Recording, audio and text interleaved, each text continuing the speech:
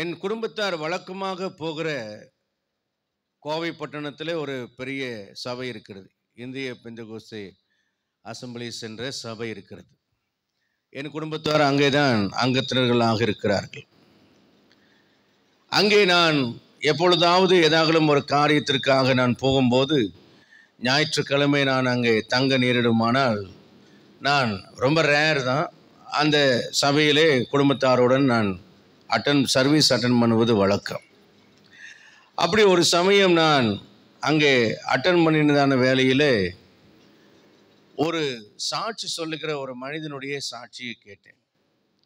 அந்த மனிதன் இவ்வனமாக சாட்சி சொன்னார். என்ன சாட்சி சொன்னார் என்றால், நான் இந்த ஆலயத்தினுடைய விசுவாசியாக இருக்கிறேன்.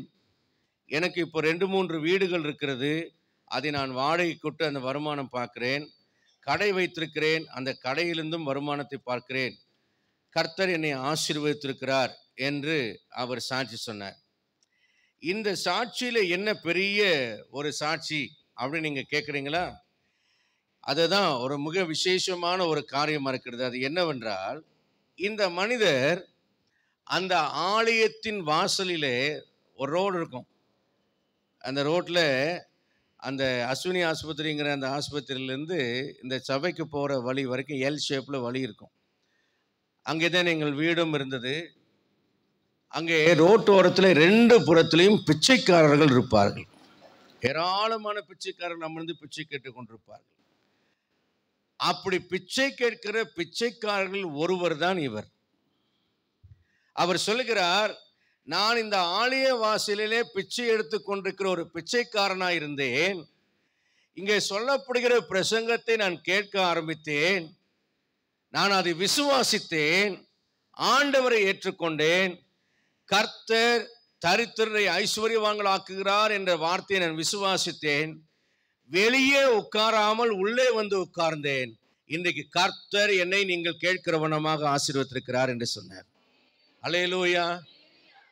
என்னை நான் கேட்பதற்காகவே கர்த்தர் அந்த வாரம் அந்த மனிதனை வைத்திருந்திருக்க வேண்டும். அது மாத்திரமல்ல, அவர் அந்த ஆலயத்தினுடைய தேவைகளுக்காக ஒரு பெரும் தொகையை அவர் காணிக்கையாகவும் கொடுத்ததை நான் கண்டேன்.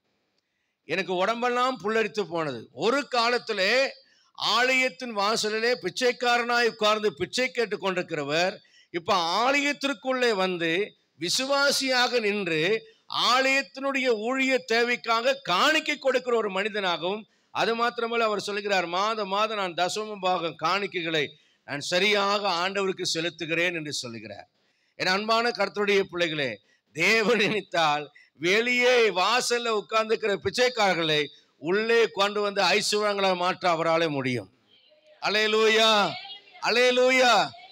இதுல முக்கியமான காரியம் என்னவென்றால், நம்முடைய விசுவாசமாய் நாம் தேவனுடைய வார்த்தைகளை எவ்வளமாக விசுவாசிக்கிறோம் என்பதை பொறுத்துதான் நம்முடைய காரியங்கள் மாறுகிறது. கர்த்தருடைய நாமத்துக்கு மகிமை. ஒரு ராஜா ஒருவர் என்ன பண்ணினாரா, தன் நாட்டு மக்களுக்கு எப்படிப்பட்ட மக்களாய் நம்ம நாட்டு மக்கள் இருக்கிறார்கள், அந்த நாட்டுக்கு ஒரு முக்கியமான ஒரு தளபதி தேவையாக இருந்தார். ஆகவே அதை செலக்ட் பண்ணுவதற்காக அவர் என்ன பண்ணினார், ஒரு போட்டி ஒன்று வைக்கலாம் என்று முடிவு செய்து அவர் சொன்னார், ஒரு போட்டியை அறிவித்தார். என்ன போட்டி என்றால், இந்த கோட்டை வாசல்களின் தாழ்பால்களை உடைத்து கதவை திறக்கிறவனுக்கு நான் என்ன செய்ய போகிறேன், இந்த பெரிய பதவியை நான் கொடுத்து அவனை ஐஸ்வர்யவானாய் மாற்றி 1000 பொற்காசுகளை தந்து அவனை இந்த தேசத்துக்கு படைத்தலைவனாய் மாற்றுவேன் என்று அவர் சொன்னார். உடனே அதோடு ஒரு நிபந்தனையும் சொன்னார். என்ன நிபந்தனையை சொன்னார் என்றால், அப்படி ஒருவேளை கதவை திறக்க முடியாதவனாய் போய்விட்டால் அந்த மனிதனுடைய கரங்களை நான் துண்டித்து விடுவேன், 2 கரங்களையும் நான் துண்டித்து விடுவேன் என்று அவர் சொன்னார். 3 நாள் வைத்தார். முதல் நாள் யாரும் வரவில்லை, 2ஆம் நாள் யாரும் வரவில்லை. 3ஆம் நாள் தனியாக ஒரு மனிதன் வந்தான். வந்த மனிதன் அவன் சொன்னான், நான் வருகிறேன், நான் என்ன செய்கிறேன் என்றால் இந்த கோட்டை வாசல் கதவுகளை திறக்கிறேன் என்று சொன்னான். மக்கள் எல்லாம் சொன்னார்கள், அடைய பைத்தியக்காரா, அவ்வளோ பெரிய கோட்டை வாசலின் கதவை திறக்க உன்னால முடியாது. ஒருவேளை உன்னால் முடியாமற் போனால் 2 கரங்களையும் நீ வெட்டுப்பட்டு விட்டால் நீ அதுக்கப்புறம் வாழ்நாள் முழுவதும் பிச்சைக்காரனாகத்தான் வாழ வேண்டியது இருக்கும். நன்றாக யோசித்துக்கொள் என்று சொன்னார்கள். ஆனால் அவன் யோசித்து விட்டு சொன்னான், ஒன்றும் பிரச்சனை கிடையாது, 2 கையோடு நான் இப்படி வாழ்வதை விட 2 கை இல்லாமல் வாழ்ந்தாலும் பரவாயில்ல, நான் முயற்சித்து பார்க்காமல் விடமாட்டேன் என்று சொல்லி அவன் கோட்டை வாசலுக்கு வந்தான். மக்கள் எல்லாம் என்ன நடக்கிறது என்று பார்க்க கூடினார்கள். அவன் கோட்டை வாசலை தன் பலம் கொண்டு பலமாக தள்ளினான். படக்கென்று கதவு திறந்து விட்டது. என்ன நடந்தது என்றால், கோட்டை வாசலின் கதவை ராஜா பூட்டவே கிடையாது. பூட்டக்கூடாதுன்னு சொல்லி அவர் பூட்டாம வைத்துட்டார். ஆகவே அவன் தள்ளினோன்னு கதவு திறந்துருச்சு. அப்போ இதிலிருந்து ஒரு காரியத்தை நாம் கற்றுக்கொள்ள வேண்டும். என்னவென்றால், முதல்ல நம்பிக்கை உள்ளவர்களாக நாம் காணப்பட வேண்டும். எப்படிப்பட்டவங்களா இருக்கணும்? நம்பிக்கை உள்ளவர்கள். நம்பிக்கை உள்ளவர்களாய் நாம் இருக்கும் பொழுது நிச்சயமாக நம்முடைய வாழ்க்கையிலே உயர்வுகள் நம்மை தேடி வரும். நிறைய நேரங்களிலே வசனங்களை நாம் நம்பிக்கை இல்லாமல் கேட்கிறோம். நம்பிக்கை இல்லாமல் கேட்கிறதுனால வசனங்கள் நமக்கு பிரயோஜனப்படவில்லை. கேட்ட வசனங்களை விசுவாசம் இல்லாமல் கேட்கிறபடியால் நமக்கு என்ன செய்வதில்லை?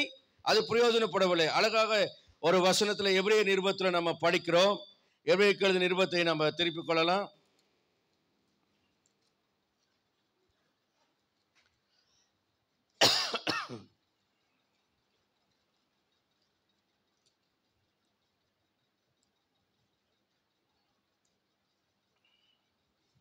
நான்காம் அதிகாரத்தில் 2ஆம் வசனத்தை நாம் படிக்கிறோம். ஏனெனில் சுவிசேஷம் அவர்களுக்கு அறிவிக்கப்பட்டது போல நமக்கும் அறிவிக்கப்பட்டது. கேட்டவர்கள் விசுவாசம் இல்லாமல் கேட்டபடியால் அவர்கள் கேட்ட வசனம் அவர்களுக்கு பிரயோஜனம் படவில்லை. அதே போல யாக்கோபுல அதுக்கு ஈக்குவலான ஒரு வார்த்தையை நம்ம படிக்கிறோம். அந்த யாக்கோபு நிருபத்தை திருப்பிக் கொள்வோம். பாருங்க, 20ஆம் வசனம், 1ஆம் அதிகாரம் 20ஆம் வசனத்துல, ஆகையால் நீங்கள் எல்லாவித அழுக்கையும் கொடிய துர்க்குணத்தையும் ஒழித்து விட்டு உங்கள் உள்ளத்தில் நாட்டப்பட்டதாயும் உங்கள் ஆத்துமாக்களை ரட்சிக்க வல்லமையுள்ளதாயும் இருக்கிற வசனத்தை சாந்தமாய் ஏற்றுக்கொள்ளுங்கள். அப்ப வசனத்தை விசுவாசத்தோடையும் கேட்கணும், கோபப்படாம ஆத்திரப்படாம எரிச்சல் படாமையும் வசனத்தை நம்பிக்கையோடு கேட்கணும். நம்பிக்கை உள்ளவர்களாக இந்த காலை வேளையிலே நீங்கள் அமர்ந்திருந்தால், வாசலிலே ரோட்ல பிச்சை எடுக்கிற ஒரு மனிதனை ஆசீர்வதிக்கிற கர்த்தர் உள்ளே இருக்கிற உங்களை ஆசீர்வதிக்க அவர் போதுமானவராக இருக்கிறார். அல்லேலூயா. ஏசாயா 66ஆம் அதிகாரத்துல 22ஆம் வசனத்துல நாம படிக்கிறோம், நான் படைக்க போகிற புதிய வானமும் புதிய பூமியும் எனக்கு முன்பாக நிற்பது போல உங்கள் சந்ததியும் உங்கள் நாமமும் நிற்கும் என்று கர்த்தர் சொல்லுகிறார். கர்த்தருடைய வாக்குத்தத்தமான வார்த்தைகளை நாம் விசுவாசிக்க வேண்டும். அல்லேலூயா. வாக்குத்தத்தத்தை பிரசங்கிப்பது தவறும் அல்ல. அதுக்காக வாக்குத்தத்தத்தையே நம்பிக்கொண்டு கிரியை இல்லாமல் இருப்பது சரியான காரியமும் அல்ல. கிரியையும் வேண்டும், வாக்குத்தத்தங்களை விசுவாசிக்க வேண்டும். கடந்த வாரத்தில் நம்ம பார்த்த காரியம் வருங்காலங்களை குறித்து பார்த்தோம். இன்றைக்கு ஆண்டவர் சொல்கிறார், நான் புதிய காரியத்தை நான் செய்கிறேன். தேவனுடைய நாமத்திற்கு மகிமை உண்டாகட்டும். நான் ஒரு ஆச்சரியமான காரியத்தை வேதாகம காரியங்களிலிருந்து, ஒரு எபிரேய பழைய 3000 ஆண்டுகளுக்கு முன்பாக எழுதப்பட்ட காரியங்களிலிருந்து ஒரு காரியத்தை நான் அறிந்தேன். அதை அறிந்த பொழுது எனக்கு அது மிகவும் ஆச்சரியமாக இருந்தது. கர்த்தருடைய பரிசுத்தமான நாமத்திற்கு மகிமை உண்டாகட்டும்.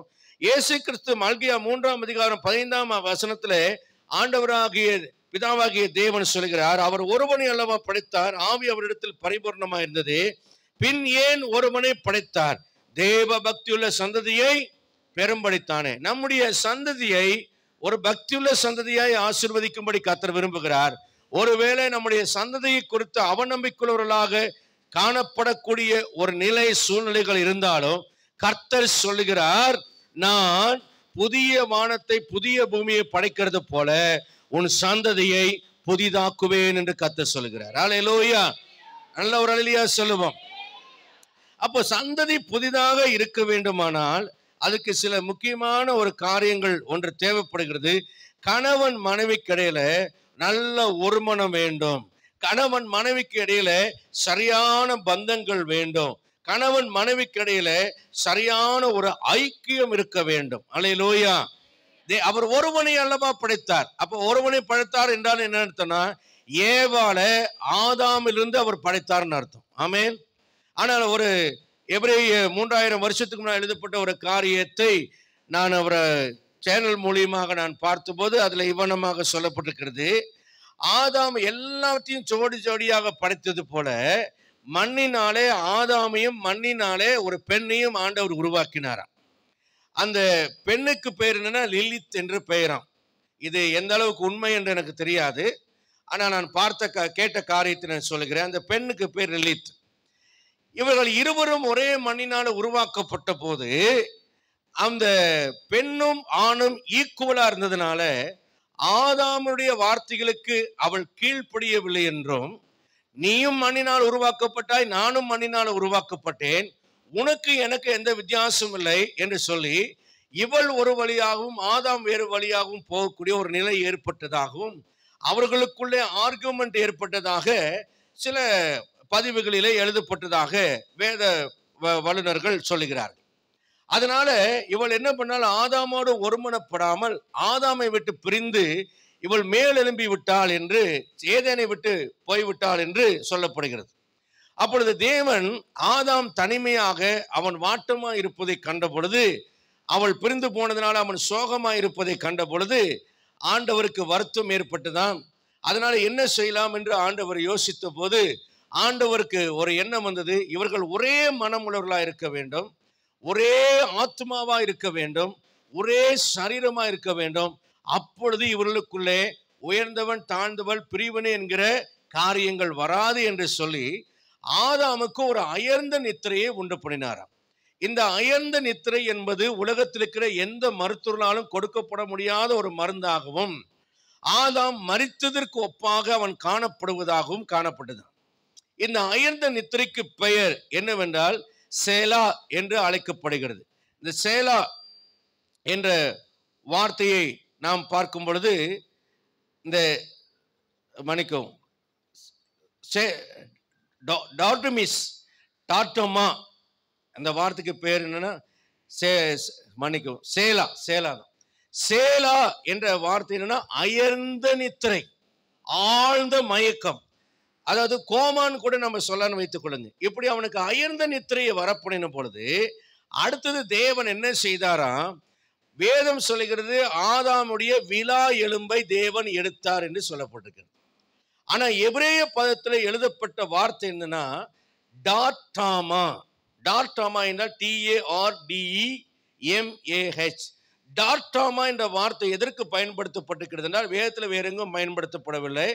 ஆசரிப்பு கூடாரத்தினுடைய பக்கவாட்டு சுவர்களை கட்டுவதற்கு சித்தி மரத்தினால ஒரு மர தடுப்புகளை உண்டு பண்ண வேண்டும். அந்த சைடுக்கு தான் ஒரு பக்கமாய் செய்யப்படுகிற ஒரு பக்கம் என்கிற சைடுக்கு பெயர் தான் டார்டாமா என்கிற வார்த்தை பயன்படுத்தப்படுகிறது. அப்ப வேத வல்லுநர்கள் இந்த வார்த்தையை ஆராய்ந்து என்ன சொல்கிறார்கள் என்றால், ஆதாமினுடைய ஒரு எலும்பை மட்டும் எடுத்த ஆண்டவர் ஏவாளை உருவாக்கவில்லை, ஆதாமை இரண்டாக ஆண்டவர் பிளந்து விட்டார் என்று சொல்கிறார். தலையிலிருந்து கால் வரைக்கும் ஒரு பாகத்தையே ஆண்டவர் இரண்டாக பிரித்து விட்டாராம். லெப்ட் போர்ஷனை ரெண்டாக பிரித்து அந்த இடது கை பக்கம் இருக்கக்கூடிய முழு பகுதியை தான் ஏவாளாக உருவாக்கினார் என்றும், ஆதாமுக்கு அந்த இன்னொரு பகுதியே ஆண்டவர் சதையினாலும் எலும்பினால் அடைத்தார் என்று சொல்லப்பட்டிருக்கிறது. இந்த டார்டாமா என்கிற வார்த்தையினுடைய அர்த்தத்தை நீங்கள் பார்த்தீங்கன்னா ஸ்லைடு என்று சொல்லலாம். ஒரு பெரிய மலையினுடைய பக்கவாட்டு பகுதி, அதனாலதான் ஸ்லைடிங் ஏரியா சொல்லுவாங்க இல்லையா, பக்கவாட்டு சரிவு என்று சொல்லுகிறார்கள். அப்ப ஆதாமின் ஒரு பக்கத்தையே ஆண்டவர் எடுத்து அதை ஏவாளாய் உருவாக்கினாராம். ஒரு major portion of part of Adam எடுத்து ஆண்டவர் ஏவாளாய் உருவாக்கினாராம். ஆதாமினுடைய மூளை, ஆதாமினுடைய இருதயம், ஆதாமினுடைய எலும்புகள், ஆதாமுடைய சரீரம். ஆகவேதான் அவனை நித்திரை தெளிந்து அவனை எடுத்து நிறுத்தின பொழுது ஆதாம் அங்கே சொல்கிறார், இவன் என் எலும்பில் எலும்பும் என் மாம்சத்தில் மாம்சம். வெறும் எலும்பை மட்டும் எடுத்திருந்தால் அவன் மாம்சத்தில் மாம்சம் என்ற வார்த்தையை பயன்படுத்திருக்க மாட்டான். ஆதாமுக்கு தெரிந்தது தன்னுடைய ஒரு பாகம் காணவில்லை, தன்னுடைய ஒரு பகுதியவே காணவில்லை. அந்த ஒரு பகுதி எங்கே இருக்கிறது என்றால் இப்பொழுது தன் கண் முன்னே ஏவாளாக நிற்கிறதை அவன் கண்டான். ஆகவேதான் ஏவாள் கனியை பறித்து புசித்த போது தன்னுடைய ஒரு பாகம் புசித்தபடினாலே அந்த இன்னொரு பாகமும் அந்த கனியை பறித்து புசித்ததாக சொல்கிறார்கள். என் அன்புக்குரிய அருமையான கர்த்தருடைய பிள்ளைகளே, ஒரு குடும்பத்திலே ஒரு கணவன் மனைவி எவனும், இது வேதத்தில் நமக்கு எழுதப்படவில்லை, ஆனால் 3000 ஆண்டு காலமாக இந்த வார்த்தை மறைக்கப்பட்டிருக்கிறது என்று நான் அது படித்தேன். என்றாலும் நமக்கு எழுதப்பட்ட வார்த்தைகளை நாம் விசுவாசிக்கிறோம். இது கொஞ்சம் கூடுதலாக இருந்தாலும் அதுவும் நல்லதுதான். நம்முடைய சரீரத்தின் ஒரு பகுதி. இதைத்தான் எபேசியர் 5ஆம் அதிகாரம் 28ஆம் வசனம் 31ஆம் வசனம் வரைக்கும் நம்ம படிக்கும்போது அங்கே இந்த மனமாக நம்ம படிக்கிறோம். எபேசியர் 5ஆம் அதிகாரம் 28ஆம் வசனத்திலிருந்து வாசிப்போம். சரி, நான் படிச்சிடறோமா, நேரமாகிறதுனால. தங்கள் சொந்த சரீரங்களாக பாவித்து, என்னங்க, ஒரு கணவன் என்ன செய்யணுமா, தன் மனைவியே சொந்த சரீரமாக பாவித்து அவர்களில் அன்பு கூற வேண்டும். அடுத்தது பார்க்கிறான், தன் மனைவியினிடத்தில் அன்பு கூறுகிறவன் தன்னில் தான் அன்பு கூறுகிறான். ஏனென்றால் தன் சரீரத்தின் ஒரு பக்கத்தை அவன் நேசிக்கும் போது அவன் தன்னையே நேசிக்கிறான் என்று வேதம் சொல்கிறது.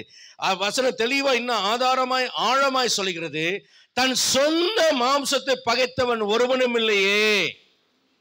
அல்லேலூயா. அடுத்த வசனத்துல பாருங்க, ஒவ்வொருவனும் தன் மாம்சத்தை போஷித்து காப்பாற்றுகிறான். நாம் அவருடைய சரீரத்தின் அவயவங்களாயும் அவருடைய மாம்சத்துக்கும் அவருடைய எலும்புகளுக்கும் உரியவர்களாயும் இருக்கிறோம். இது நிமித்தம் மனுஷன் தன் தகப்பனையும் தன் தாயும் விட்டு தன் மனைவியோடு இசைந்து, அப்படின்னா தன் மனைவியோடு பொருந்து போகிறான். அம்மா சொல்லுவாங்க, உன்னை எப்படியெல்லாம் வளர்த்தேன், நேத்து வந்தவ அவ பேச்சை கேட்டுட்டு ஆடுறியா? உங்களுக்கு புரியுது இல்லையா? சின்னதுலேருந்து பால் ஊட்டி தன் உதிரத்தில் சுமந்து தன் வயிற்றில் சுமந்து வளர்த்தவங்க.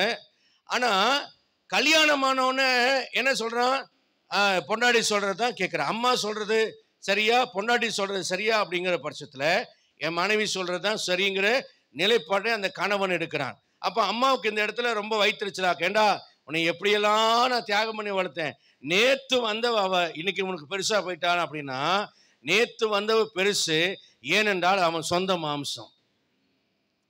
ஆகவே வசனம் சொல்கிற இந்த ரகசியம் பெரியது, இது ஒரு சீக்ரெட். ஆதாமை இரண்டாக பிரித்து அதுல ஏவாளை உருவாக்கினது ஒரு ரகசியம். அப்ப நன்றாய் கவனியுங்கள், கிறிஸ்துவ பந்தத்துல தான் நோ டைவர்ஸ் என்று எழுதப்பட்டிருக்கிறது. அல்லேலூயா. நிறைய பேர் டைவர்ஸ் பண்ணுகிறார்கள். ஆனா டைவர்ஸ் பண்றதுக்கு முன்னால நீங்க திருமணம் செய்யும் போதே மாப்பிள்ளை யாரு, ரட்சிக்கப்பட்ட மாப்பிள்ளையா, நீங்க உங்க ஜாதியில மாப்பிள்ளை தேடினீங்கன்னா டைவர்ஸ் ஆகிறது கண்டிப்பா நிச்சயம். ஏன்னா நீங்க அவன் ரட்சிக்கப்பட்டானா பார்க்க மாட்டீங்க, அவன் ஆண்டுக்குள்ள விசுவாசமா இருக்கிறானான்னு பார்க்க மாட்டீங்க. யாரும் வருத்தப்படாதீங்க, இதெல்லாம் நடக்கிறதுனால நான் சொல்றேன். இன்னைக்கு ஏன் கிறிஸ்துவ விவாகத்துல டைவர்ஸ் நடக்கிறது என்றால், அழகா இருக்கிறானா, நல்லா படிச்ச அறிவாளியா இருக்கிறானா, நிறைய வருஷத்துல இவ்வளவு சம்பாத்தியம் பண்றானா, இதெல்லாத்தையும் விட நம்ம ஜாதியா. அதுக்கு என்ன உதாரணம் சொல்றாங்க, ஆபிரகாம் தன் ஜாதியிலும் தன் இனத்திலும் போய் அவன் பொண்ணு எடுத்தான், அதனால நாங்க நம்ம ஜாதியை பார்க்கறதுல என்ன தப்பு அப்படின்னு சொல்லி கேட்கிறாங்க. அது அவர்களுடைய நிலைப்பாடு. ஆனால் இப்படிப்பட்டவர்கள் விவாக வாழ்க்கையிலே தண்டிக்கப்படுகிறதை நான் பார்க்கிறேன். உங்களுக்கு உண்மையை சொல்றேன், தண்டிக்கப்படுகிறதை நான் பார்க்கிறேன். ஜாதி ஜாதி ஜாதின்னு ஜாதி வரி பிடிச்சு கல்யாணம் பண்றவங்க தங்களுடைய பிள்ளைகளுடைய வாழ்க்கையில நடக்கிற சம்பவங்களை பார்த்து ஏண்டா இந்த திருமணத்தை செய்து வைத்தோம் என்று தண்டிக்கப்படுகிறதை பார்க்கிறேன். நான் எந்த மாப்பிள்ளைக்கும் நான் ரெக்கமெண்ட் பண்ணவும் மாட்டேன், எந்த பொண்ணுக்கும் நான் ரெக்கமெண்ட் பண்ண மாட்டேன். உங்க ரட்சிப்பு சரியா இருந்தால், உங்க விசுவாசம் சரியா இருந்தா, உங்க பரிசுத்தம் சரியா இருந்தா, நீங்க தேவனுக்குள் சரியா இருந்தா, அப்பத்தை கேட்டா அவர் கள்ள தர மாட்டார், மீனை கேட்டா பாம்பை தர மாட்டார். அல்லேலூயா. ஆனா நம்ம என்ன பண்ணுவோம், ஊருக்கு இழிச்சு ஒரு இது பழமொழி சொல்லுவாங்கல்ல, அவனை போய் சொல்லு அப்படின்னு என் மேல பழிய போடுவாங்க. பாஸ்ட் கல்யாணம் பண்ணி வச்சு இந்த மாதிரி ஆயிடுச்சு, பாஸ்ட் சொல்லி கல்யாணம். அதனால தான் நான் எந்த கல்யாணத்துலையும் பொண்ணுக்கோ மாப்பிள்ளைக்கோ நான் ரெக்கமெண்ட் பண்ணுறதே கிடையாது. நீங்கள் நல்லா ஜெபம் பண்ணுங்க, வாலிபரே நீ பரிசுத்தமாக வாழு, வாலிப பிள்ளையே பரிசுத்தமாக வாழு, எல்லாவற்றையும் விட பெற்றோரே பரிசுத்தமாக இருங்க. நீங்கள் கர்த்தருக்குள்ள உண்மையாக இருந்தால் கர்த்தர் உங்களுக்கு ஏற்ற நல்ல துணையை தருவார். அல்லேலூயா. நீங்கள் உண்மையில்லாத பட்சத்தில் இருதயத்தை பார்க்குற ஆண்டவர் இருதயத்துக்கு தகுந்த மாதிரி தான் தருவார். நான் என்ன பண்ண முடியும்? நான் ஒன்றும் செய்ய முடியாது. நான் யாருக்கும் பத்திரமாற்று தங்கம்னு சர்டிஃபிகேட்டும் தர முடியாது, அதே சமயத்தில் யாருடைய கல்யாண வாழ்க்கைக்கு கேரண்டியும் தர முடியாது. உங்கள் பிளட் குரூப் எப்படியோ, உங்கள் இருதயம் எப்படியோ, உங்கள் ரட்சிப்பு எப்படியோ அப்படித்தான் நம்முடைய வாழ்க்கை அமையும். ஆகவே தான் சொல்லுகிறேன், திருவசனத்தை விசுவாசிங்க, வசனத்துக்கு கீழ்ப்படிங்க, வசனத்தின்படி ஒப்பு கொடுத்து வாழுங்க. நிச்சயமாக ஒரு நல்ல வாழ்க்கை துணையை கர்த்தர் உங்களுடைய வாழ்க்கையில கட்டளையிட வல்லவராக இருக்கிறார். அல்லேலூயா, அல்லேலூயா. நல்ல ஒரு அல்லேலூயா சொல்லுவோம். அப்போ ஆண்டவர் முதல் காரியத்தை நீங்க கவனிக்கணும். ஆண்டவர் நம்முடைய சந்ததியை ஆசீர்வதிப்பதற்கு நாம் என்ன செய்யணும்னா, முதல்ல புதிதாய் நம்முடைய சந்ததியை மாற்றப் போகிறார், நம்முடைய எதிர்காலத்தை புதிதாய் மாற்றப் போகிறார், நம்முடைய வாழ்க்கையை புதிதாய் மாற்றப் போகிறார். ஆண்டவர் எனக்கு புதிதான காரியத்தை செய்ய வேண்டுமானால் நான் பிடித்து வைத்துக் கொண்டிருக்கிற பழையவைகளை நான் விட்டுவிட வேண்டும். ஏசாயா 43 அதிகாரம் 18-21 வசனம் வரைக்கும் வாசிங்க. முந்தினவைகளை நினைக்க வேண்டாம். அப்ப முதல்ல என்ன செய்யணும்னா, முந்தின நினைக்காத பூர்வமானதை சிந்திக்க வேண்டாம், பழசையெல்லாம் விட்டுடுங்க. ஆண்டவர் சொல்கிறார், பழையவைகள் எல்லாவற்றையும் ஒழிச்சிடணும். ஏசாயா 65:17 சொல்கிறார், முந்தினவைகள் நினைக்கப்படுவது இல்லை. நான் புதிதான ஒரு காரியத்தை செய்தால் முந்தினவைகள் என்ன செய்யக்கூடாது? நினைக்க கூடாது. ஆனா இஸ்ரவேல் ஜனங்களுக்கு புதிதாக கானானை தர தேவன் விரும்பினார். ஆனா இஸ்ரவேல் ஜனங்கள் என்ன பண்ணினார்கள் என்றால், பழைய நினைவுகளாகிய எகிப்தில் சாப்பிட்ட கொம்மட்டிக்காய்களையும் வெள்ளரிக்காய்களையும் மீனையும் மாம்சத்தையும் நினைச்சு வனாந்திரத்திலே தேவனுக்கு எதிராக விசுவாசம் இல்லாமல் முறுமுறுத்தார்கள். அப்ப புதிய கனிகளை நான் பெற வேண்டும், பாலும் தேனும் ஓடுகிற தேசத்தை பெற வேண்டும், புதிய நன்மைகளை நான் பெற வேண்டும் என்றால், தேவன் எவைகளிலிருந்து என்னை விடுவித்திருக்கிறாரோ, தேவன் எவைகளை எனக்கு மன்னித்திருக்கிறாரோ, தேவன் எவைகளை எனக்கு தீட்டென்று எண்ணி என்னை விட்டு விலக்கி வைத்தாரோ, தேவன் வேண்டாம் என்று எந்த உறவை விட்டு என்னை விலக்கினாரோ, எந்த இடத்தை விட்டு என்னை விலக்கினாரோ, எந்த சூழ்நிலையிலிருந்து என்னை வெளியே கொண்டு வந்தாரோ, திரும்பவும் அவைகளை நான் நினைவு கூறக்கூடாது. அல்லேலூயா. அப்படி நினைவு கூறப்படுமானால் எனக்கு வர வேண்டிய புதிய நன்மைகள், புதிய ஆசீர்வாதங்களுக்கு அது தடையா இருக்கும். 3 விஷயங்களை என்னுடைய வாழ்க்கையிலிருந்து நான் மாற்ற வேண்டும். என் சந்ததி ஆசீர்வாதமா இருக்க வேண்டுமானால், என் வருங்காலம் ஆசீர்வாதமா இருக்க வேண்டுமானால், என்னுடைய பழைய குணம் என்கிற புளித்தமாவை நான் மாற்ற வேண்டும். என்னுடைய பழைய இச்சைக்குரிய மனிதனை நான் மாற்ற வேண்டும். என்னுடைய பழைய மனதை நான் மாற்ற வேண்டும். வாசிக்கலாம்.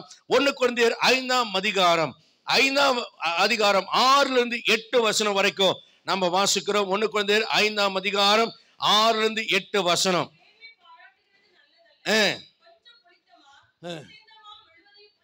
கொஞ்சம் புளித்தமா பிசிந்தமா முழுவதையும் புளிப்பாக்கும் என்று அறியீர்களா?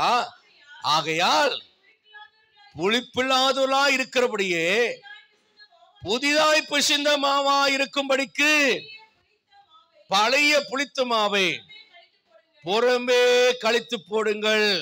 ஏனெனில்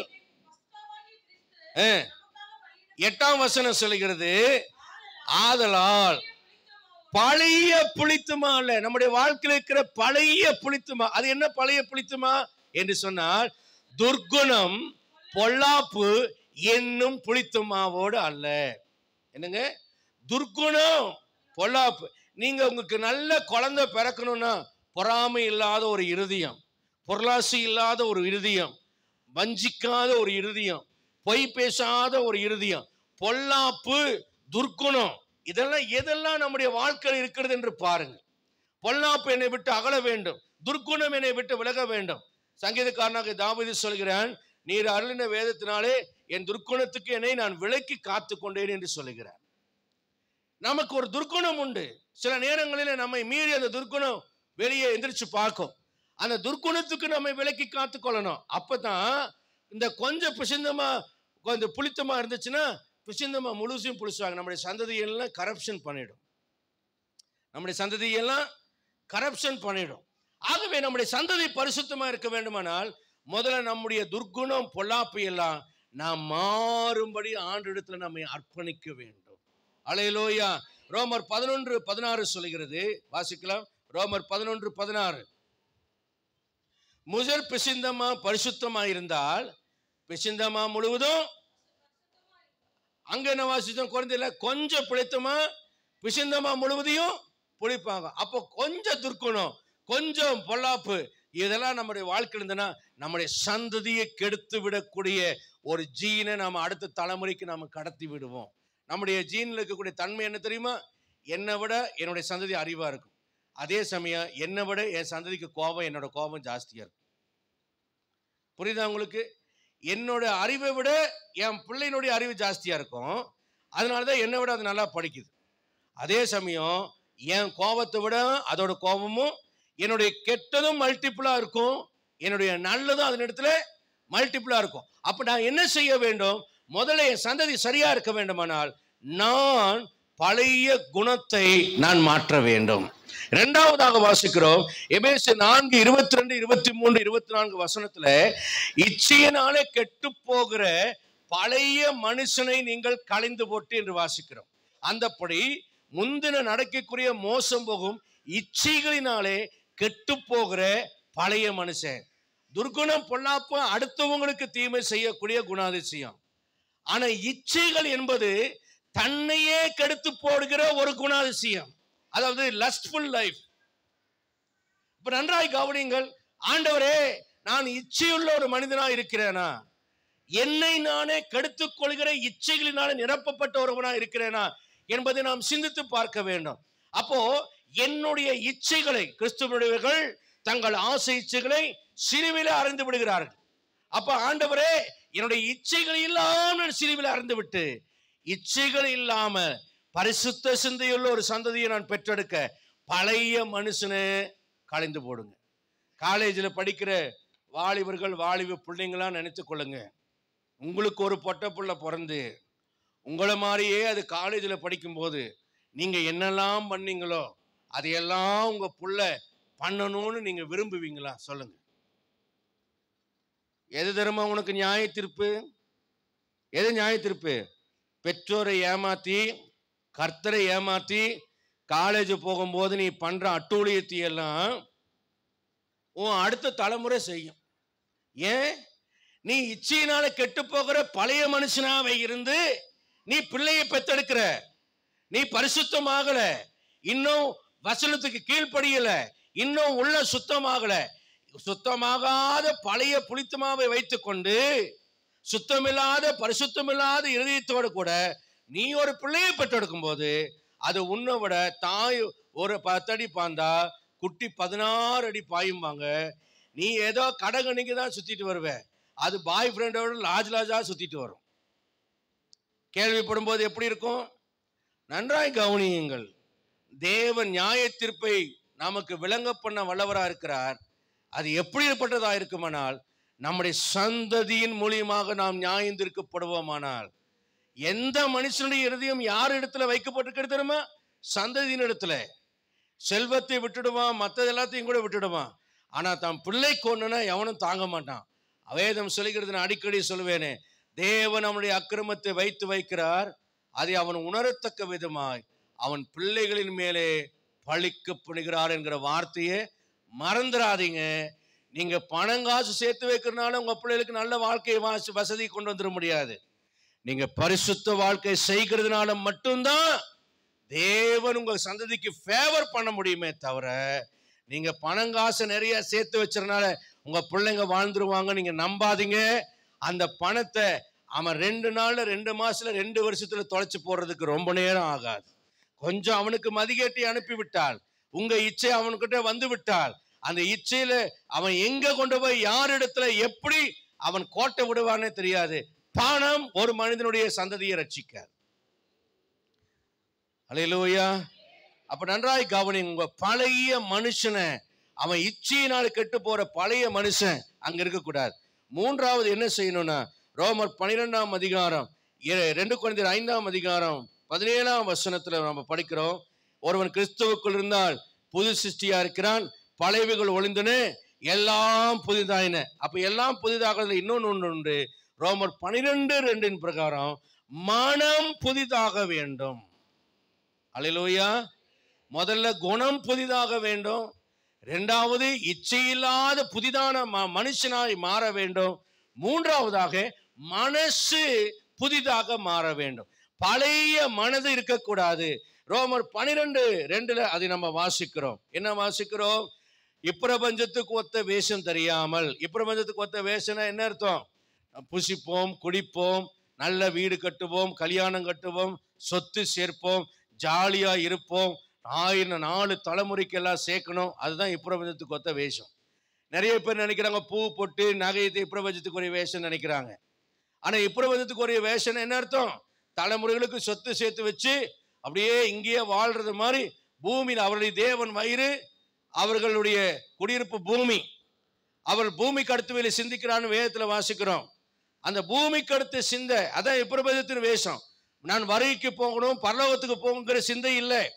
அதனால பூமியிலேயே எல்லாவற்றையும் நாடுகிற மக்கள்.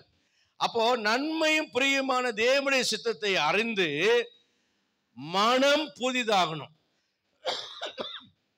எதெல்லாம் தேவன் வேண்டாம் என்று நம்முடைய வாழ்க்கையை விட்டு விலக்குகிறார், எதெல்லாம் தேவனுக்கு பிரியமானது, எதையெல்லாம் நான் செய்யணும்னு அப்படி சித்தத்துக்கு நம்மை ஒப்பு கொடுக்கிற ஒரு ஒப்பு கொடுக்கப்பட்ட சித்தத்தின்படி வாழ்கிற வாழ்க்கை.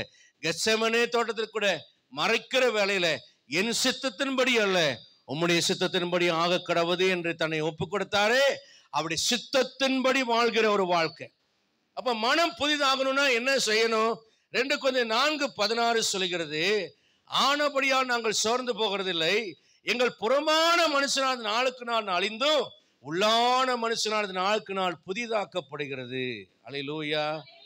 அப்போ உள்ளான மனம் புதிதாக்கப்பட வேண்டுமானால் புறம்பானவைகள் எல்லாம் ஒழிக்கணும். அந்த புறம்பானவைகள் எப்படி ஒழியும்? அங்கே வசனங்களில் அவர் சொல்லுகிறார். 2 Corinthians 4:8-11 வரைக்கும் படிக்கும்போது அங்கே பார்க்கணும், எப்பக்கம் நெருக்கப்பட்டும் ஒடுங்கி போகிறதில்லை, கலக்கம் அடைந்தும் மனம் முறிவு அடைகிறதில்லை, துன்பப்படுத்தப்பட்டும் கைவிடப்படுகிறதில்லை, கீழே தள்ளப்பட்டும் மணிந்து போகிறதில்லை, கர்த்தராகிய இயேசுவுடைய ஜீவனும் எங்கள் சரீரத்தில் விளங்கும்படிக்கு இயேசுவின் மரணத்தை எப்பொழுதும் சுமந்து கொண்டு வாழ்கிறோம். உண்மையான கிறிஸ்துவ வாழ்க்கை என்பது சுகபோகமான வாழ்க்கை இல்லை. தேவனுக்கு உண்மையாய் ஊழியம் செய்கிற ஊழியனுடைய வாழ்க்கை லக்ஸுரியஸான வாழ்க்கையா இருக்கவே இருக்காது. அவன் சொத்து சேர்க்க மாட்டான். ஊழியத்தில் வருகிற பணத்தை தன் சந்ததிக்கு காரு, பங்களா, வீடு, பல நாடுகளிலே வீடு என்று வாங்கி வைக்க மாட்டான். தோட்டமும் கோபுரமும் கட்ட மாட்டான். கடைசி சல்லிக்காசியும் சுவிசேஷம் அறிவிப்பதற்கும் தேவனுடைய ஆத்துமாக்கள் ரட்சிக்கப்படுகிறதுக்கும் செலவழிக்கிறவனாக இருப்பான். அப்படிப்பட்ட ஒருவன் துன்பப்படுத்தப்படுகிறவனாக, கைவிடப்பட்டவனாக, நெருக்கப்பட்டவனாக, ஒடுக்கப்பட்டவனாக, அவனுடைய சிந்தை, ஆவி, ஆத்மா, சரீரம் எல்லாம் கர்த்தருக்காக கர்த்தருக்காக கர்த்தருக்காகவே என்று துடிக்கும். சாது சுந்தர் சிங் என்கிற ஒரு நல்ல பரிசுத்தவான் அவரை விவாகம் பண்ண போகிற அந்த பெண்ணை பார்த்து சொன்னார்களாம், அவங்க குடும்பத்தாரெல்லாம் அழுது அவனை நயம் பண்ணி எப்படியாவது கல்யாணம் செய் என்று சொன்னார்களாம். அவனுடைய நம்பிக்கையிலிருந்து மாற்ற அவர் சொன்னாரே, எனக்கு ஒரே ஒரு இருதயம் இருந்தது, அதை ஆண்டவருக்கு என்று கொடுத்து விட்டேன், உன்னிடம் கொடுக்க எனக்கு வேற இருதயம் இல்லை என்று சொல்லிவிட்டு வந்து விட்டார். பெரும் பணக்காரர், பெரும் சொத்துக்காரர் எல்லாவற்றையும் விட்டு அவள் தகப்பனார் துரத்தி விடப்பட்ட பொழுது வெறும் காலோடு கூட இமயமலை பகுதியில் சவுத் இந்தியாவிலிருந்து நார்த் இந்தியா வரைக்கும், திபெத்து, பர்மா எல்லா இடங்களிலேயும் அவர் நடந்து, நேபாள் பகுதியிலெல்லாம் நடந்தே ஊழியம் செய்த ஒரு பரிசுத்தவானாய் நம் மத்தியிலே, நம் காலங்களிலே வாழ்ந்து மறைத்த ஒரு தேவ மனிதனாக அவர் காணப்பட்டார். அநேக வெளிநாட்டிலிருந்து வந்த மிஷினரிமார்கள் தங்களுடைய சுதந்திரமான ஆசீர்வதிக்கப்பட்ட தேசத்தை விட்டு இந்தியா, ஆப்பிரிக்கா, சைனா போன்ற தரித்திரம் மிகுந்த நாடுகளில் அந்நாட்களிலே தரித்திரம் இருந்தது, பஞ்சம் இருந்தது, படிப்பறிவில்லாத இந்த தேசங்களுக்கு வந்து தங்களுடைய இன்னுயிரை தியாகம் செய்து, தங்கள் மனைவியை சாக கொடுத்து, தங்கள் பிள்ளைகளை தங்கள் கைகளால் தோண்டி புதைத்து, வறுமையினாலும் வியாதியினாலும் கஷ்டங்களினாலும் உபத்திரவப்பட்டு அவர்கள் நமக்கு கொடுத்த சுவிசேஷத்தினாலே அவர்கள் தங்களை விதையாய் விதித்து உலகத்தில் ஒரு சுகத்தையும் அனுபவிக்காமல் நெருக்கப்பட்டவராய், ஒடுக்கப்பட்டவர்களாய், தங்களுடைய பசியிலேயும் பட்டினியிலேயும் வேதனையிலேயும் துயரத்திலேயும் மரணத்தை தங்களுக்கு பரிசாக ஏற்றுக்கொண்டு ஜீவனை கொடுத்ததுனால தான் இன்னைக்கு நீங்களும் நானும் ரட்சிக்கப்பட்டிருக்கிறோம். அல்லேலூயா, அல்லேலூயா. இவ்வளவு பெரிதான ரட்சிப்பை கொடுத்து நாம் கவலையற்றிருப்போமானால் வரும் கோபத்துக்கு நாம் தப்பிக்கொள்ள முடியாது. அப்போஸ்தலனாகிய பவுல் 13ஆம் வசனத்தில் சொல்கிறார், இப்படி மரணம் எங்களிடத்தில் கிரியை செய்தாலும் நாங்கள் விசுவாசத்தின் ஆவியுடையவர்களாய் நாங்கள் விசுவாசிக்கிறபடியால் பேசுகிறோம், விசுவாசித்தேன் ஆகையால் பேசுகிறேன் என்று சொல்கிறார். ஆமென், அல்லேலூயா. அப்ப நல்ல ஒரு புதிய காரியங்கள் நம்முடைய வாழ்க்கையில வர வேண்டுமானால் பழையவைகள் எல்லாம் ஒளிந்து எல்லாம் புதிதாய் மாற வேண்டும். இரண்டாவதாக 43ஆம் அதிகாரம் 19ஆம் வசனம் ஏசாயால வாசிக்கிறோம், இதோ நான் புதிய காரியத்தை நான் செய்கிறேன் என்று கர்த்தர் சொல்கிறார். அப்போ நாம் புதிய மாவாய் மாறுகிறோம். புதிய மனுஷனாய் மாறும்போது நம்முடைய கேரக்டர் மாறுகிறது. புதிய மனமாய் மாறும்போது நம்முடைய மைண்ட் மாறுகிறது. புதிய மாவு என்கிற நம்முடைய குணாதிசயங்கள் மாறுகிறது. ஆனால் நாம் என்ன செய்யறோம்னா, அதைய புதிய காரியத்தை செய்கிறத நாம் ஏற்றுக்கொள்கிறவர்களாக நாம் காணப்பட வேண்டும். நிறைய நேரத்தில் நீங்க பார்த்தீங்கன்னாக்கா, ஆண்டவர் நமக்கு புதிதை செய்திருந்தாலும் நாம் என்ன சொல்லுவோம்னா, பழசையே பிடித்து கொண்டிருக்கிறவர்களா இருப்போம். இப்போ உதாரணமா பேதுருவை பற்றி ஒரு காரியத்தை சொல்லுங்கன்னு சபையாரை பார்த்து கேட்டாராம் ஊழியர். அப்போ அவங்க சொன்னா, பேதுரு இயேசுவை 3 தடவை மறுதலித்தான் என்று சொன்னார்களாம். தாவீதை பற்றி சொல்லுங்கன்னு சொன்னாலாம், பச்சைபால் இடத்துல அவர் விழுந்து போனார் என்று சொன்னாலாம். சிம்சோனை பற்றி சொல்லுங்க அப்படின்ன போது தெளிலாளின் மடியிலே அவன் படுத்து கிடந்தான் என்று சொன்னார். அப்போ எல்லாமே பார்த்தீங்கன்னா நெகட்டிவாக கெட்டதான காரியங்களையே பேசிக்கொண்டிருக்கிற ஒரு உலகத்தில் நம்ம வாழ்ந்து கொண்டிருக்கிறோம். ஆனால் ஆண்டவர் சொல்லுகிறார், குறைகளை சுட்டி காட்டி பழைய காரியங்களையே பேசிக்கொண்டு, அப்படிதான் செஞ்சேன், அவர் சொன்னாருன்னு செஞ்சேன், இப்படி ஆயிப்போச்சு, அன்னைக்கு அவர் இப்படி சொன்னாருன்னு சொன்னேன், அது இப்படி ஆயிப்போச்சுன்னு குறை சொல்லி கொண்டிருக்க கூடாது. நன்றாய் கவனியுங்கள். ஒரு காரியத்தை நான் சொல்லுகிறேன். ஒரு வாலிபன் ஒருவன் காலை வேளையில வெளியே வந்தான். மரத்துல அழகாக அந்த இளவேணி காலத்துல தென்றல் வீசித்து கொண்டிருக்கும் போது ஒரு பசுமையான மரத்துல இந்த கருமையான குயில் ஒன்று அழகாக கூவிக்கொண்டிருந்தது. இந்த குயிலை பார்த்து அவன் சொன்னான், குயிலே குயிலே, உன் குரல் எவ்வளவு இன்பமா இருக்கிறது, கேட்க தேனமுதமா இருக்கிறது என்று அவன் குயிலை பார்த்து சொல்லிவிட்டு அவன் சொன்னான், ஆனால் நீ மட்டும் கருப்பா இல்லாவிட்டால், ஒரே ஒரு குறை, கருப்பா இருக்கிற, கருப்பா இல்லாவிட்டால் முழுமையாய் சூப்பரா இருப்ப அப்படின்னு சொல்லிட்டு போனான். அப்படியே நடந்து போகும்போது அப்படியே பீச் ஓரமா வந்தான். கடலை பார்த்தான், திரண்டு ஓடி வந்த அலைகளை ரசித்தான், இரைச்சலை கேட்டான், நல்ல காத்து அவன் முகத்தில் அடைத்தது. பறந்து விழுந்து கடலை பார்த்தோடனே அவனுடைய மனம் உற்சாகம் அடைந்தது, பரவசம் அடைந்து சொன்னான், கடலே, நீல நிறத்துல எவ்வளவு அழகாய் ஜொலிக்கிறாய், உன் அலைகளும் உன் இரைச்சல்களும் கேட்க தேனமதுமாய் இசையாய் என் காதிலே ஒலித்து கொண்டிருக்கிறது. ஆனால் என்ன, நீ மட்டும் உப்பா இல்லா இருந்திருந்தால் எவ்வளவு சூப்பரா இருந்திருக்கும் என்று சொல்லிவிட்டு அப்படியே கொஞ்சம் நடக்கும்போது பக்கத்திலிருந்து அழகாக வாசனை நறுமணத்தோடு வர, என்ன நறுமணம் வருகிறது என்று அப்படியே போனான். பக்கத்தில் ஒரு ரோஜா தோட்டம் இருந்தது. அந்த ரோஜா தோட்டத்துக்குள்ள வந்தான். மஞ்சளும் வெள்ளையும் சிகப்பும் ரோஸ் கலருமாக அநேக ரோஜாக்கள் பூத்து கொண்டிருந்தது. இந்த ரோஜாக்களின் நறுமணத்தை முகர்ந்து கொண்டான். அதனுடைய அழகை கண்டு ரசித்தான். ரசித்தவாறே இவ்வான ரோஜாவை பார்த்து சொன்னார், அழகான ரோஜாக்களே, உங்களை பார்க்கும்போது என் மனம் மகிழ்கிறது. என்ன ஒரே ஒரு குறை, உங்கள்கிட்ட முள்ளு மட்டும் இல்லாதிருந்தால் எவ்வளவு சிறப்பாக இருந்திருக்கும் என்று சொன்னாங்களாம். இப்ப குயில் அந்த இடத்துல பறந்து வந்ததான். கடல் அவங்ககிட்ட பேசிச்சான், ரோஜாவும் அவங்ககிட்ட பேசிச்சான்.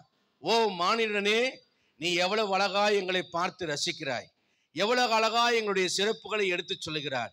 நீ பிறரிடத்துல குறைகளை மட்டும் காணும் உனக்கு புத்தி உனக்கு இல்லாதிருந்தால் நீ எவ்வளவு அழகா இருப்பாய் என்று அவைகள் சொல்லிச்சான். இன்னைக்கு நம்முடைய வாழ்க்கையில நம்ம என்ன பண்றோம்னா, எவ்வளவு நல்லது ஆண்டவர் செய்திருந்தாலும் சாட்சியெல்லாம் வார வாரம் சொல்லிடுவோம். ஆனா எப்பவோ நடந்த ஒரு சம்பவம், எங்கேயோ நடந்த ஒரு சம்பவத்தை ஞாபகம் வச்சுட்டு நம்ம என்ன சொல்லலாம், அன்னைக்கு அப்படித்தான் ஜெபம் பண்ண நான் நடக்கலை, அன்னைக்கு அப்படித்தான் பாஸ் சொன்னாரு அது நடக்கலை, அன்னைக்கு அப்படித்தான் போனேன் ஆனால் செய்யலை அப்படின்னு சொல்லி குறை சொல்லுகிறவர்களாய் நாம் இருக்கக்கூடாது. ஆண்டவர் சொல்லுகிறார், பழச நினைக்காத, இதோ நான் புதிய காரியத்தை செய்கிறேன். அல்லேலூயா. ஆனா நமக்கு மனசு மாறாது பாருங்க. ஏற்கனவே நான் சொன்ன மாதிரி நண்பர்கள் 3 பேர் சினிமா கொட்டைக்கு போனான். எலி சத்த நாற்று அடிச்சது. உடனே 3 பேரும் யோசிச்சு பார்க்கும்போது பக்கத்துல இருந்த 4வது நண்பரை போட்டிருந்த ஷூவை கழட்டி போட்டிருந்தார். எப்பா, உன்னுடைய அந்த சாக்ஸ்ல இருந்து தான் எலிசத்து நாத்து அடிக்குது, நீ சாக்ஸை கழட்டிட்டு வந்துரு அப்படின்னு சொன்னாங்களாம். ஒன்று அவர் எந்திரிச்சு போய் வெளியே போய் சாக்ஸை கழட்டிட்டு வந்து உட்காந்துட்டார். மறுபடியும் கொஞ்ச நேரத்தில் மறுபடியும் அதே எலிசத்து நாத்தம் அடிச்சது. இங்கடா எலிசத்து நாத்தம் வந்துருன்னு சொன்ன போது, ஏய் நீ என்ன கழட்டினியாப்பா சாக்ஸ்? எங்கப்பா, நான் சாக்ஸை கழட்டிட்டேன், நாளா பார்த்துங்க அப்படின்னு சொன்னார். உண்மையாவே கழட்டிட்டா? ஆமையா கழட்டிட்டு, இந்த பாரியா பேக்கெட்ல தான் வச்சுக்கிறேன்னு எடுத்து காமிச்சாராம். நிறைய நேரங்களில் நீங்க மற்றவங்களுடைய குறையில உங்க மனைவியை குறைய மன்னிச்சிருப்பீங்க. ஆனா சமயம் வரும்போது உடனே என்ன பண்ணுவீங்க? ஆமா, அன்னைக்கு நீ இப்படி சொன்ன இல்ல, அன்னைக்கு இப்படி நீ செஞ்சு இல்ல. கணவன் மனைவிக்கு இடையில ஆர்கியூமெண்ட் நடக்கும்போது அதான் நடக்கும். ஒரு கணவன் மனைவி இருந்தாங்க. அப்போ அந்த மனைவியை பார்த்து அவர் கேட்டார், ஏமா நான் நல்ல கணவனாக தான் உனக்கு ஜீவிக்கிறேனா அப்படின்னு சொல்லிட்டு கேட்டாரு. உடனே அந்த மனைவி சொன்னா, ஆமா நல்ல கணவனாக தான் இருக்கீங்க. ஆனா என்ன, முதல்ல நம்ம உட்காந்து நிறைய பேசுவோம், இப்போ வயசாயிடுச்சு, நம்ம 2 பேரும் பேசுறதுக்கு நேரம் இல்லை, ரொம்ப பிஸியா இருக்கிறோம், நமக்குள்ள இடைவெளி வந்தது மாதிரி உணர்றேன் அப்படின்னு சொன்னாங்களாம். அப்போ அவர் என்ன மனைவி பார்த்து சொன்னாரா, சரி வேண்டாம், அதை மாற்றுறதுக்கு ஒன்று செய்வோம், ஒரு டைரி தரேன், அதுல நீ என்னென்னலாம் நினைக்கிற என்னை பத்திங்கிறது எழுதி வை, என்னோட குறையை எழுதி வை, நான் உன்னை பத்தி என்னென்ன குறைபாடுகளுக்குன்னு எழுதி வைக்கிறேன், நமக்கு நேரம் கிடைக்கும் போது அதை திருப்பி படிப்போம், படிச்சுட்டு நாம் அதை சரிப்படுத்தி கொள்ளலாம் என்று சொன்னார். 1 மாதம் 2 மாதம் ஆகிவிட்டது. அப்போ கணவர் கேட்டார், ஏமா உன் டைரியை கொண்டு வா, இன்னைக்கு கொஞ்சம் நேரம் இருக்கிறது, என்னை பற்றி நான் தெரிந்து கொள்ள விரும்புகிறேன்னு போட்டபோது, அன்னைக்கு கூட்டிகிட்டு போகிறேன், நீங்கள் கூட்டிகிட்டு போகலை, அது எனக்கு வருத்தம், இந்த மாதிரி பூ வாங்கி தரேன், நீங்கள் வாங்கி தரல, அது எனக்கு வருத்தம், அன்னைக்கு இந்த எங்கள் அம்மா வீட்டுக்கு கூட்டிகிட்டு போகிறேன், நீங்கள் கூப்பிட்டு போகல, அது எனக்கு வருத்தம்னு இவங்க நிறைய காரியங்களை நான் உங்ககிட்ட பேச வந்தேன், நீங்கள் திரும்பிட்டு போயிட்டீங்க, அவங்கக்கிட்ட இதை கேட்டேன், நீங்கள் மறந்துட்டீங்க, நிறைய எழுதி வைத்திருந்தார்.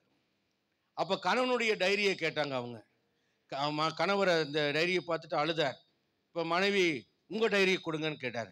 அவர் டைரியை திரும்பினா முதல் பக்கத்துலேருந்து கடைசி பக்கம் வரைக்கும் ஒன்றுமே எழுதலை. உடனே மனைவி கேட்டாங்க, ஏங்க ஒன்றுமே எழுதலை?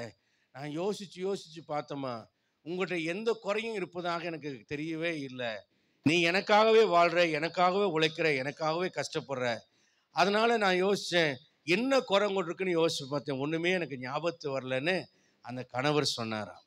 நிறைய நேரங்களிலே வாழ்க்கையில் நாம் குற்றம் கண்டுபிடிக்கிறவர்களாக இருந்தால், கடவுளை குற்றம் கண்டுபிடிக்கிறவர்களாக இருந்தால், நம்ம வாழ்க்கையில் முன்னேறது ரொம்ப கஷ்டம்.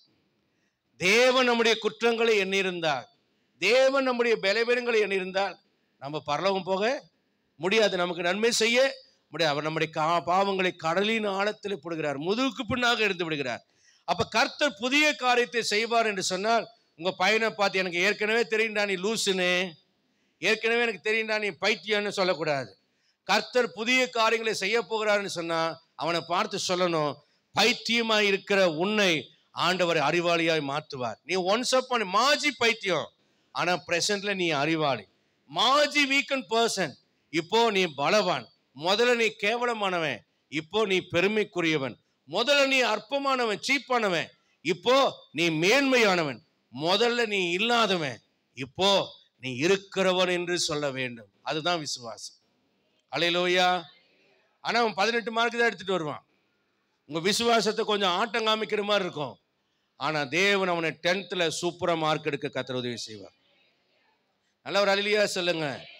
என் பொண்ணு தான் உதாரணம் சொல்லுவேன். மேக்ஸே தெரியாதுன்னு சொன்னாங்க, ஆனா அவன் 1st கிளாஸ்ல மெடிக்கல்ல பாஸ் பண்ணியிருக்கா. கர்த்தர் நம்முடைய வாழ்க்கையில அற்புத எதிர்காலத்தை பத்தி கர்த்தர் பேசுகிறார். நீங்க பழச நினைச்சு சோர்ந்து போகாதீங்க. இவன் ஒரு காலத்துல சோம்பேறியா இருந்திருக்கலாம், ஒரு காலத்துல பலவீனனா இருந்திருக்கலாம், ஒரு காலத்துல பைத்தியமா இருக்கலாம், ஒரு காலத்துல இல்லாதவன் கேவலமானவன். ஆனா கிறிஸ்துவுக்குள்ளே வந்த உடனேயே 1 Corinthians 1:27 பிரகாரமாய் அவனை தேவன் மகிமையுள்ளவனாய் மாற்றுகிறார். அல்லேலூயா. அப்போ கர்த்தர் சொல்கிறார், நான் புதிய காரியத்தை செய்கிறேன்னு சொன்னா அதுல குற்றம் கண்டுபிடிக்காம அதை விசுவாசிக்க நீங்கள் கற்றுக்கொள்ள வேண்டும். 3வதாக ஏசாயா 43:19 சொல்லுகிறது, ஆண்டவர் சொல்கிறார், இப்பொழுதே அது தோன்றும், அதை நீங்கள் அறியீர்களா? இன்னும் சொல்ல போனா அதை நீங்க உணர மாட்டீங்களான்னு பண்ணி கேட்கிறார். என்னங்க உணர மாட்டீங்களா? ஏசாயா 43:19. அப்ப கர்த்தர் நமக்கு ஒரு வாக்கை கொடுக்கும் போது அந்த வாக்கு தத்துவத்தை நாம் ரிசீவ் பண்ணணும். அது அப்படியே உணரக்கூடிய ஒரு இறுதி நமக்கு வேண்டும். அல்லேலூயா. எரேமியா 15ஆம் அதிகாரம் 16ஆம் வசனத்தை படியுங்கள். இதோ உம்முடைய வார்த்தைகள் கிடைத்தவுடனே உட்கொண்டேன், அது என் ஆத்துமாவுக்கு மகிழ்ச்சியா இருந்தது என்று எரேமியா சொல்லுகிற ஒரு காரியத்தை பார்க்கணும். எரேமியா 15ஆம் அதிகாரம் 16ஆம் வசனம். எரேமியா 15ஆம் அதிகாரம் 16. உம்முடைய வார்த்தைகள் கிடைத்தவுடனே உட்கொண்டேன், அவைகளை உட்கொண்டேன். உம்முடைய வார்த்தைகள் எனக்கு சந்தோஷமும் என் இருதயத்துக்கு மகிழ்ச்சியுமா இருக்கிறது. எத்தனை பேர் பிரசங்கத்தை கிடைச்ச உடனேயே, அது திட்டுற பிரசங்கமா இருந்தாலும் சரி, குத்துற பிரசங்கமா இருந்தாலும் சரி, குத்துற பிரசங்கத்தை கேட்ட 3000 பேர் ரட்சிக்கப்பட்டார்கள் என்றால், ஆசீர்வதிக்கப்படுகிற பிரசங்கத்தை கேட்கிற நீங்கள் எவ்வளவு அதிகமாய் நீங்கள் ஆசீர்வதிக்கப்படுவீர்கள். அல்லேலூயா. பேதுரு ஒன்னும் சொல்ல, நீங்க தான் சிலுவையில் அறைஞ்சீங்க. பிரதான ஆசாரியர் கையினாலும் ஏரோதின் கையினாலும் பிலாத்தின் கையினாலும் இயேசுவை சிலுவையில் அறைஞ்சு கொன்ன கொலைகாரங்க நீங்க தான் சொன்னார். கொலைகாரன் நீங்க தான் சொன்னதை கேட்டு குத்தப்பட்டவங்களே ரட்சிக்கப்பட்டு சபையில சேர்க்கப்படுவார்களானால், உங்களுக்கு இன்னைக்கு சொல்லுகிற இந்த வார்த்தையினாலே நீங்கள் எவ்வளவு அதிகமாக நீங்கள் ஆசீர்வதிக்கப்படுவீர்கள். கிடைத்த உடனே உட்கொள்ளணும். எப்படி உட்கொள்ளணும்? வேண்டாம் வெறுப்பாகல, எரிச்சலாகல. சில குழந்தைகளை சோறு விட்டும் போது இப்படி திரும்ப பாருங்க, அந்த மாதிரி அல்ல. கிடைத்த உடனே ஆண்டு வாங்கணும், வாஞ்சியோட, மகிழ்ச்சியோட, சந்தோஷமா, துதி சத்தத்தோட. நான் இருந்த சபைகளிலே நான் பார்த்திருக்கிறேன், வயதான பாட்டிமார், தாத்தாமார், வாலிபர்கள் எல்லாரும் பிரசங்க கர்த்தரை துதித்து அந்நிய பாஷை பேசுகிறதை பார்த்துக்கிறேன். ஏன்னா சகரியா எலிசபெத் தம்பதியை வாழ்த்துவதற்காக மரியாள் போன போது, மரியாளுடைய வாழ்த்தலின் சத்தத்தை கேட்டபோது எலிசபெத் வயிற்றிருக்கிற பிள்ளை களிப்பாய் துளித்து அவள் பரிசுத்த ஆவினால் நிறுத்தப்பட்டு தீர்க்க தரிசனம் உரைத்ததை நாம பார்க்கிறோம். கர்த்தருடைய வார்த்தைகளை கேட்கும் போது பரிசுத்த ஆவியானவர் உங்கள் மேல் இறங்கத்தக்கதாக நீங்கள் அந்த வார்த்தைகளை ஆசீர்வாதமாக உங்களுக்காக முழு மனதோடு ஏற்றுக்கொள்வீர்களானால் நிச்சயமாக அந்த வார்த்தைகள் உங்களுடைய வாழ்க்கையில் ஆசீர்வாதமாக இருக்கும். மாறாக சாத்தான் உங்களை தூங்க வைத்துக் கொண்டிருப்பாரானால் எச்சரிக்கையாயிருங்கள். உங்கள் ரட்சிப்பிலிருந்து பிசாசு விலத்தழுவதற்கு அவன் உங்களுக்கு ஆயத்தம் செய்து கொண்டிருக்கிறான் அர்த்தம். எரேமியா 10ஆம் அதிகாரம் 23ஆம் வசனம் சொல்கிறது, மனுஷனுடைய வழி அவனால் ஆகிறது என்றும் தன் நடைகளை நடத்துகிறவனால் ஆகிறது என்று அறிவேன். தேவனுடைய வார்த்தையை விசுவாசிக்கும் ஒரு இருதயம் நமக்கு தேவை. மத்தேயு 4:4 சொல்கிறது, மனுஷன் அப்பத்தினால மாத்திரமல்ல தேவனுடைய வாயிலிருந்து புறப்படுகிற வார்த்தையினாலே பிழைப்பார். அப்போ தேவனுடைய வாயிலிருந்து புறப்படுகிற வார்த்தையை ஏற்றுக்கொள்ளக்கூடியவர்கள் அவருடைய வாழ்க்கையில் ஆசீர்வதிக்கப்படுகிறார்கள். 1 தெசலோனிக்கேயர் 2:13 நான் அடிக்கடியாக சொல்கிறது போல, நான் எங்களிடத்துல நீங்கள் தேவனுடைய வசனத்தை கேள்விப்பட்டு ஏற்றுக்கொண்ட போது அதை தேவ வசனமாகவே ஏற்றுக்கொண்டீர்கள், மனுஷர் வசனமாக அல்ல, தேவ வசனமாக. இது பாஸ்டர் பேசினார், இது ஆவியானவர் பேசினார்னு சில அதிபிரசங்கிகள், அதிமேதாவிகள் சொல்லுவாங்க பாருங்க.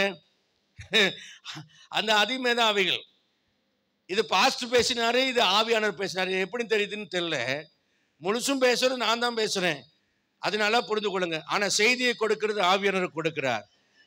எங்களிடத்தில் தேவ வசனத்தை கேள்விப்பட்டு ஏற்றுக்கொண்ட போது அதை மனுஷர் வசனமாக அல்ல, பாஸ்டர் சொல்றாரு அல்ல, தேவ வசனமாகவே ஏற்றுக்கொண்டபடினால் விசுவாசிக்கிற உங்களுக்குள்ளே அது பலனும் செய்கிறது. அது மெய்யாகவே தேவ வசனம் தான், விசுவாசிக்கிற உங்களுக்குள்ளே பலன் செய்கிறது. அப்ப இன்னைக்கு தேவை என்னன்னா, நீங்கள் ஆசீர்வதிக்கப்பட வேண்டுமானால், உங்கள் சந்ததி ஆசீர்வதிக்கப்பட வேண்டுமானால் இங்கே சொல்லப்படுகிற வசனங்களை விசுவாசிக்கிற ஒரு இருதயம் வேண்டும். மத்தேயு 13ஆம் அதிகாரம் 19ஆம் வசனத்தில் சொல்கிறார், ஊமையா சொல்லும் போது 30, 60, 90 கொடுத்ததுன்னு சொல்றாரு இல்லையா.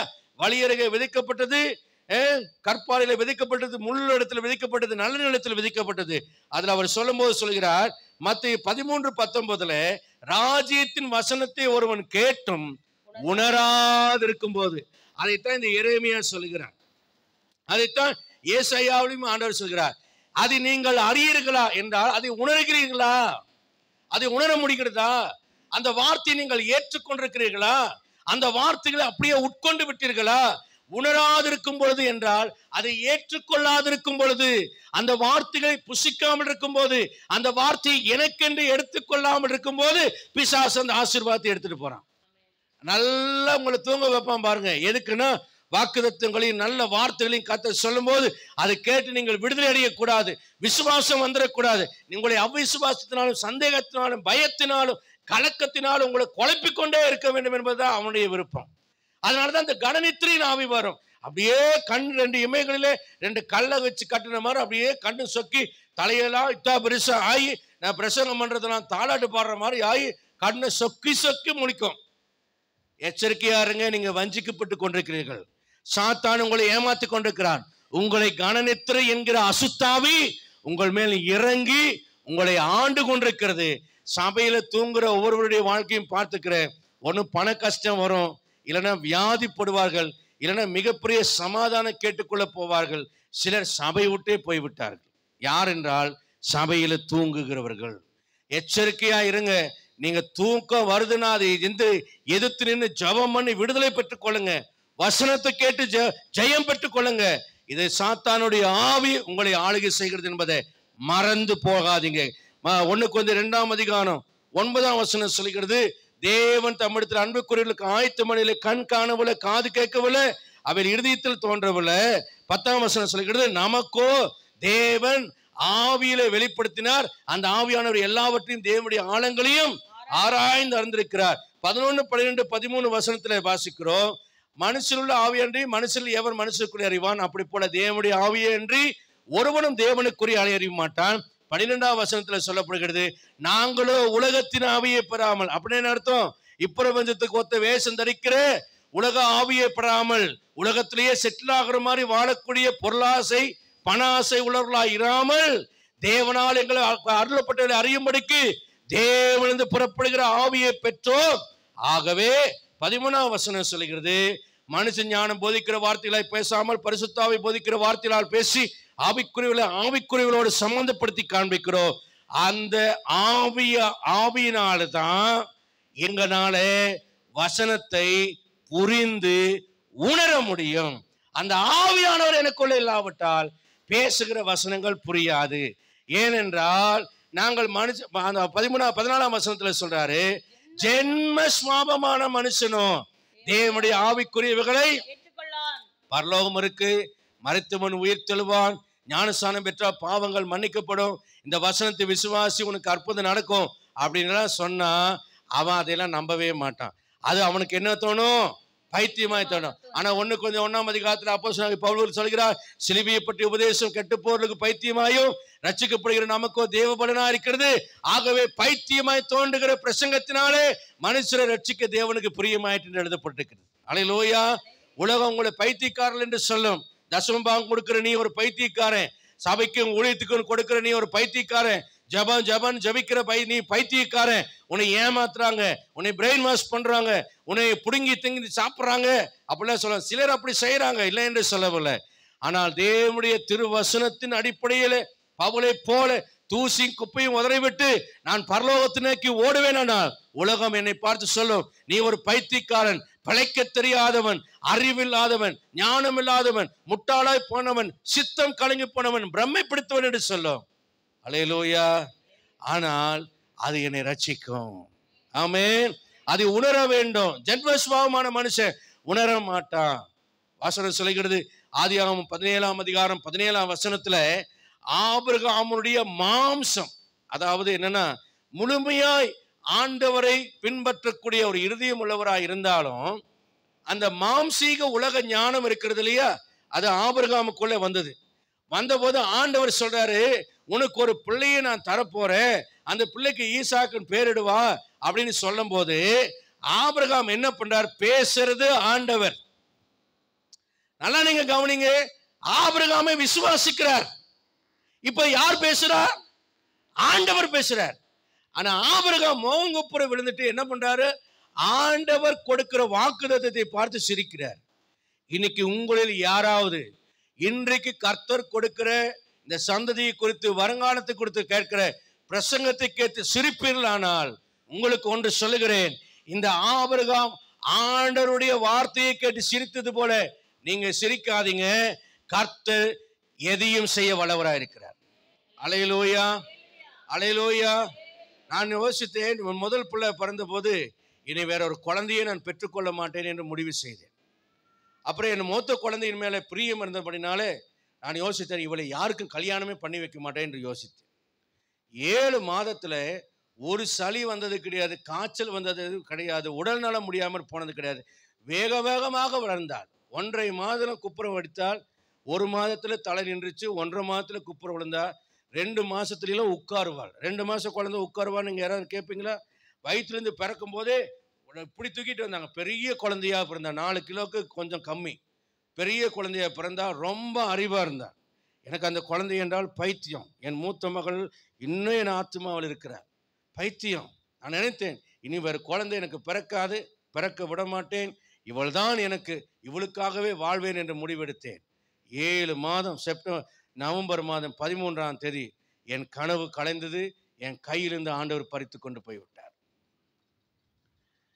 2வதாக ஐஸ்வர்யா பிறந்தால், ஒரு குழந்தை வேண்டும் என்று பெற்றுக்கொண்டோம். டாக்டர் சொன்னா உங்க மனைவி பைத்தியமாயிருவாங்க குழந்தை இல்லாவிட்டால் என்று அன்னை கிளினிக்கில் ஜெயசீலனுங்கிற டாக்டரும் ரேவதிங்கிற அந்த டாக்டர் அம்மாவும் எங்களுக்கு ஆலோசனை கொடுத்தார். நானும் மனநிலை பாதிக்கப்பட்டவனாக இருந்தேன். ஆகவே ஒரு குழந்தையை பெற்றுக்கொள்ள வேண்டும் என்று ஒரு குழந்தையை பெற்றுக்கொண்டோம். இவள் கொஞ்சம் பலவீனமானவளாக இருந்தபடினால் இப்பொழுது ஒரு முடிவெடுத்தேன். இவளோடு போதும், இவ்வளோ டெவலப் பண்ணுவோம், இவ்வளோ வளர்ப்போம், இவ்வளையும் ஆளாக்குவோம், இவளுக்கு துணையாக இருக்கும், இனி ஒரு குழந்தையை நாங்கள் பெற்றுக்கொள்வதில்லை என்று முடிவெடுத்து குழந்தை வேண்டாம் என்பதிலே நாங்கள் கவனமுள்ளவர்களாக இருந்தோம். இதையெல்லாம் தாண்டி என்னுடைய 3வது மகள் ஐஸ்வர்யா கெசிலா, அவளின் மனைவியின் வயிற்றில் தோன்றினால் இது எங்களுக்கு தெரியாது. டிசம்பர் 31ஆம் தேதி நானும் என் மனைவி எப்போதும் ஆலயத்துக்கு ஆராதனைக்கு வருவதற்கு முன்பதாக வாட்ச் நைட் சர்வீஸ் வரும்போது ஜெபம் பண்ணுவோம். ஜெபிக்கும் போது கர்த்தர் சொன்னார், உன் கர்ப்பத்தை நான் நிரப்பி இருக்கிறேன். ப்ராஃபஸியில் சொல்றார், கணவன் நான், எனக்கு என் மனைவி கர்ப்பமா இருப்பது எனக்கு தெரியாது. உன் கர்ப்பத்தை நான் நிரப்பியிருக்கிறேன், நீ தடை செய்யாதே என்று கர்த்தர் பேசுகிறார். நான் இப்போ தீர்க்கதரிசனம் சொல்லுகிறது என்னுடைய நாவு தான் சொல்லுகிறது, ஆவியானவர் பேசுகிறார். ஜெபம் முடிந்தவனே என் மனைவி குழப்பமாக என்னை பார்க்கிறாள். என்ன மாமா இப்படி தீர்க்கதரிசனம்னு கேட்குற? நானும் சொல்கிறேன், அதானே எனக்கு ஒன்றும் புரியல, உனக்கு ஏதாவது அப்படி இருக்கா அப்படின்னு கேட்குறேன். இல்லை அப்படின்னு சொல்கிறாங்க. எல்லாம் கரெக்டாக தான் இருக்குது, நார்மலாக தான் இருக்குது. ஆனால் அந்த 3 மாதங்களும் மலம்பட்டி ஊழியத்திற்கு ஜெயான்னு ஒரு சிஸ்டர் இருந்தாங்க. அந்த சிஸ்டரோட 3 மாதம் போவாங்க. அது பிளாக் தண்டரில் இப்படின்னு ஏறி இறங்குற சறுக்கு இருக்கும் பாருங்க, அது மாதிரி பெரிய பெரிய பள்ளங்கள் இருக்கும். ஃப்ரான்சிஸுக்கு நல்லா தெரியும். அந்த பஸ்ஸில் உட்காந்தா இப்படின்னு தான் போவோம். நம்ம ஸ்டெடியாக கொஞ்ச நேரம் கூட உட்கார முடியாது. அந்த இதில் என் மனைவிக்கு படிக்கட்டு ஏறும்போதே அபார்ஷனம் ஆயிருக்கு.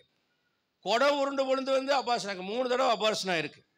நான் யோசித்தேன், 3 மாதங்கள் மலம்பட்டி ஊழியத்துக்கு போயிட்டு வந்திருக்கா, கன்ஃபார்மாக இருக்காது, ஏதோ டங் ஸ்லிப்பில் தீர்க்கதரிசனம் வந்து விட்டது போல் இருக்கிறது என்று எனக்கு ஒரே குழப்பம். ஜனவரி முதல் நாளில் என் தங்கச்சி ஃபோன் பண்ணுறாங்க, அண்ணே இந்த மாதிரி எனக்கு கொஞ்சம் ப்ரெக்னன்சியாக இருக்கிற மாதிரி இருக்கு, வாங்க பார்க்கணும் அப்படின்னு சொன்னோன்னே நாங்கள் 2 பேரும் வழக்கம் போல் பஸ்ஸில் போய் நாங்கள் பார்க்க போகிறோம். பார்க்கும்போது என் தங்கச்சி சொன்ன, நீங்கள் தான் என்ன வித்தியாசமாக இருக்கிற மாதிரி இருக்கா, நீ 2 டெஸ்ட்டு பாருங்கள் அப்படின்னு சொல்லி டெஸ்ட்டு பார்த்தா என்னுடைய தங்கைக்கு லேசாக தான் கோடு விழுந்திருக்கு, என் மனைவிக்கு ரொம்ப டார்க்காக கோடு இருந்தது. எனக்கு தலையில் இடி விழுந்தது போல் இருந்துச்சு. ஐயோ வேண்டாம், குழந்தையே வேண்டாம் என்று இருந்தோமே, எப்படி இந்த குழந்தை வந்துச்சு? சில காரியங்களை கர்த்தர் நம்முடைய அறிவுக்கும் ஞானத்தையும் தாண்டி செயல்படுவார். அவர் நம்முடைய வாழ்க்கையை நன்மை செய்ய வேண்டும் என்று விரும்பிவிட்டால் அவரை தடை செய்ய யாராலும் முடியாது. அல்லேலூயா. நான் குழந்தை உண்டானது எனக்கு ஒரே வருத்தம், என்னடா அது இன்னொரு குழந்தை உண்டாயிருச்சு, ரொம்ப வருத்தப்பட்டேன். ஆனால் இவளுக்கு செலவு நான் பண்ணவே கிடையாது. இவளுக்கு செலவு பண்ணதெல்லாம் என் தம்பி தான், சகோதரன் தான் செலவு பண்ண. அவர் சொல்கிறார், டெலிவரி சமயத்தில் பணத்துக்கு என்ன செய்வதுன்னு யோசித்து கொண்டிருக்கிறேன். அப்போ இந்த சகோதரன் அங்கேருந்து 50,000 ரூபாய் எங்கள் அப்பாவுக்கு பணம் அனுப்பிட்டு, அன்னையோட டெலிவரி செலவுக்கு இந்த பணத்தை கொடுத்துருங்க அப்படின்னு சொல்லிட்டு, எனக்கு ப்ரொமோஷனே யாருக்கும் கொடுக்கல, என்னை மட்டும் கூப்பிட்டு இன்க்ரிமெண்ட்டு போட்டு ப்ரொமோஷன் கொடுத்து இந்த பணம் கொடுத்தாங்க. அதனால் இந்த பணம் அன்னைக்கு டெலிவரி செலவு பாருங்கள் அப்படின்னு சொல்லி கொடுத்தாங்க. நான் யோசித்தேன், பிரசவ செலவுக்கு என்னடா பண்ணுவேன் நான் யோசிக்கிறேன். பிரசவ செலவுலேருந்து எல்லா செலவையும் ஆண்டவர் பார்த்து கொண்டார். அல்லேலூயா. நல்ல ஒரு அல்லேலூயா சொல்லுங்க. இன்னும் ஆச்சரியம் என்னென்னா, 2 குழந்தையாச்சு, ஸ்கூட்டரில் போக முடியாது, சிசேரியன் வேற. என் மனைவி கிட்ட கேட்டேன், எப்படி சர்ச்சுக்கு வர்றது? நீ தனியாக ஒரு ஆட்டோவில் வரணும், நான் ஸ்கூட்டரில் வரணும் என்று நான் சொன்னேன். இல்லை, அவள் வயிற்றில் உண்டானது ஆண்டு என்னை கார்லேயே கொண்டு போகிறார், ஆண்டு எனக்கு காரை தருவாங்கன்னு அவங்க சொன்னாங்க. நான் விளையாட்டு போல் தெரிஞ்ச பாஸ்டர்கிட்ட சொன்னேன், பாஸ்டர் ஒரு காரை பார்க்கலாம், ஒரு ஐடியா, கார் வாங்குவோம் ஒரு ஐடியா. ஆனால் எப்போன்னு எனக்கு தெரியாது. காரை பார்த்து எனக்கு பிடிச்சிருந்தது. பாஸ்டர் கேட்டார், உங்களுக்கு பிடிச்சிருக்கா அந்த காருன்னாரு. பிடிச்சிருக்குன்னு 95,000 ரூபாய்க்கு 97,000 ரூபாய்க்கு விலை பேசணும். 95,000 ரூபான்னு விலை முடிஞ்சது. படக்குன்னு ஒரு 75,000 ரூபாய் பணத்தை எடுத்து அவங்ககிட்ட அட்வான்ஸாக கொடுத்துட்டு காரை எடுத்துகிட்டு ஓடிட்டு வந்துட்டு என் வீட்டில் நிறுத்திட்டு, பாஸ்டர் சந்தோஷமாக காரில் போங்க பாஸ்டர்.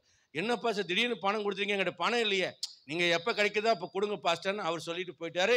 இப்போது நான் திங்கட்கிழமை வீட்டுக்கு வந்துட்டேன், புதன்கிழமை என் வீட்டில் கார் நிற்குது. எனக்கு இப்போ வண்டி ஓட்ட தெரியணுமே, ஏற்கனவே லைசன்ஸ் இருக்குது, ஆனால் ஓட்ட தெரியணுமேனு மெல்லமாக வண்டியை முன்னாலும் பின்னாலையும் ஆட்டி ஆட்டி பார்த்து, அப்புறம் 100 ரோட்டில் 2 ரவுண்டு அடித்து பார்த்து, அப்புறம் அந்த ஞாயிற்றுக்கிழமை முதல் ஞாயிற்றுக்கிழமை என் 2 குழந்தைகளையும் மனைவியும் காரில் தான் அழைச்சிட்டு வந்தேன்.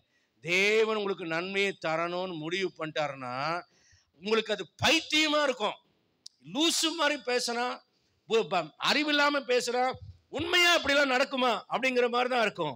ஆனால் கர்த்தர் அற்புதங்களை செய்ய வல்லவராக இருக்கு. அல்லேலூயா. ஆபிரகாம் நகைக்கிறான். நகைத்து 100 வயசானவனுக்கு பிள்ளை பெறுமா?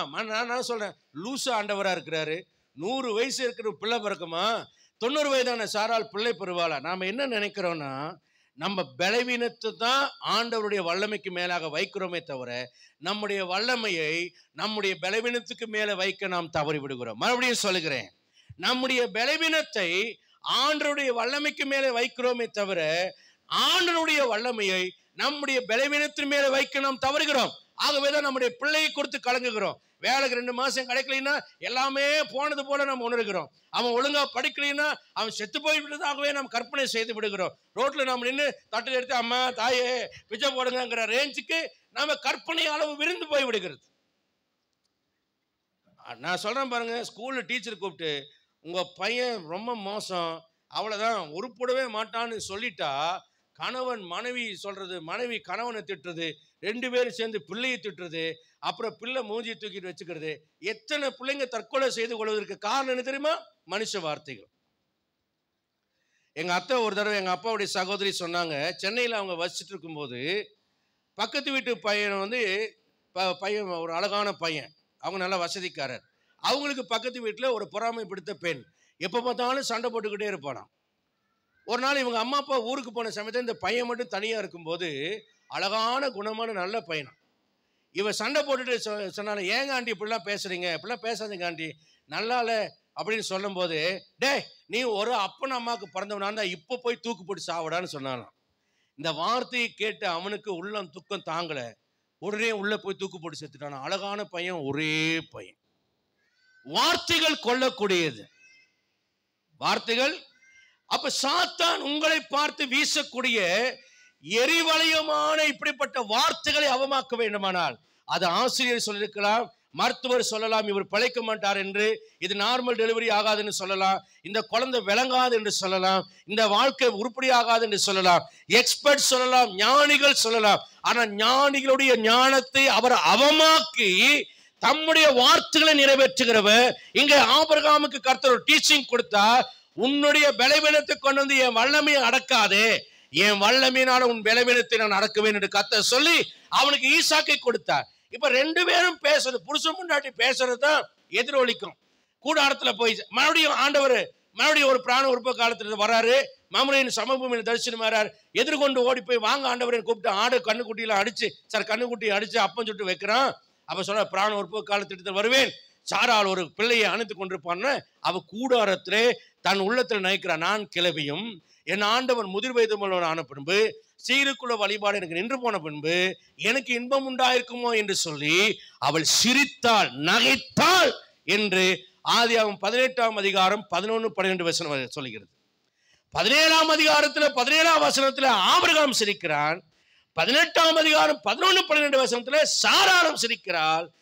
ஆனால் 2 பேரும் கேலியாக சிரித்த சிரிப்பை ஆனந்த நகைப்பாய் கர்த்தர் மாற்றினார். அவருடைய பலவீனத்தில் கர்த்தர் தம்முடைய பலனை விளங்கப்படினார். அவர்களை பிள்ளைத்தாட்சியாக தகப்பனாக மாற்றினார். வேதம் ரோமர் 4 சொல்கிறது, ஆபிரகாமுடைய வாழ்க்கையில ஒரு மாற்றம் வந்தது. என்ன மாற்றம்?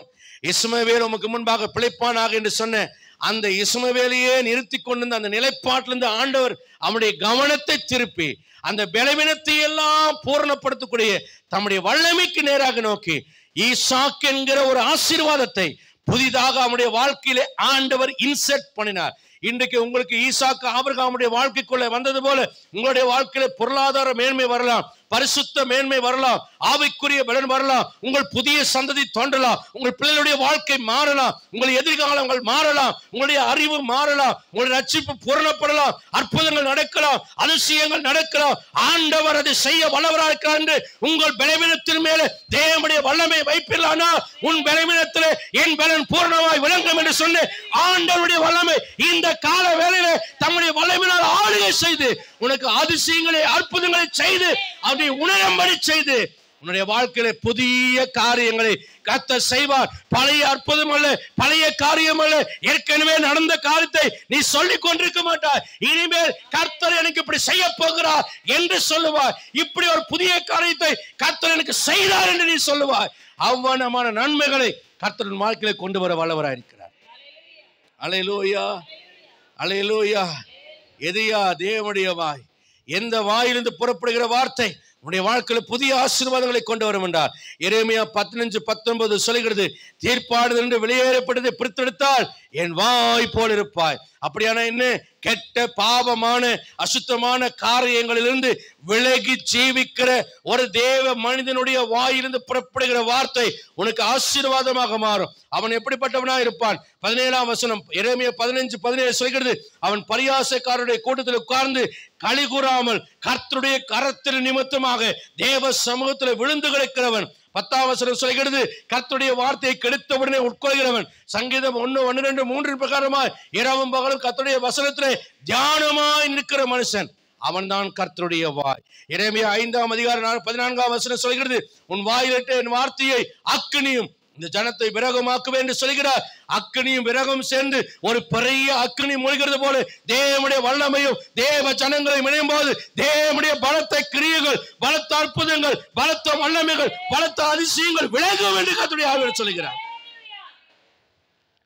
ஏசாயா 44ஆம் அதிகாரம் 26ஆம் வசனம் சொல்கிறது, என் ஊழியக்காரருடைய வார்த்தையை நிலைப்படுத்தி என் சாணாதிபதிகளின் ஆலோசனைகளை நான் நிறைவேற்றுவேன்.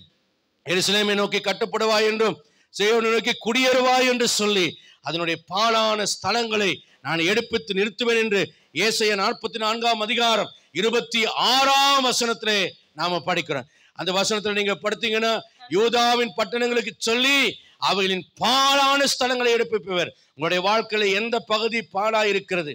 உங்கள் சந்ததி பாழா இருக்கிறதா? உங்கள் பொருளாதாரம் பாழா இருக்கிறதா? உங்களுடைய ஆவிக்குரிய வாழ்க்கை பாழா இருக்கிறதா? உங்கள் விசுவாசம் பாழாய் போயிருக்கிறதா? தேவ அன்பு இல்லாமல் பாழாக்கப்பட்டிருக்கிறீர்களா?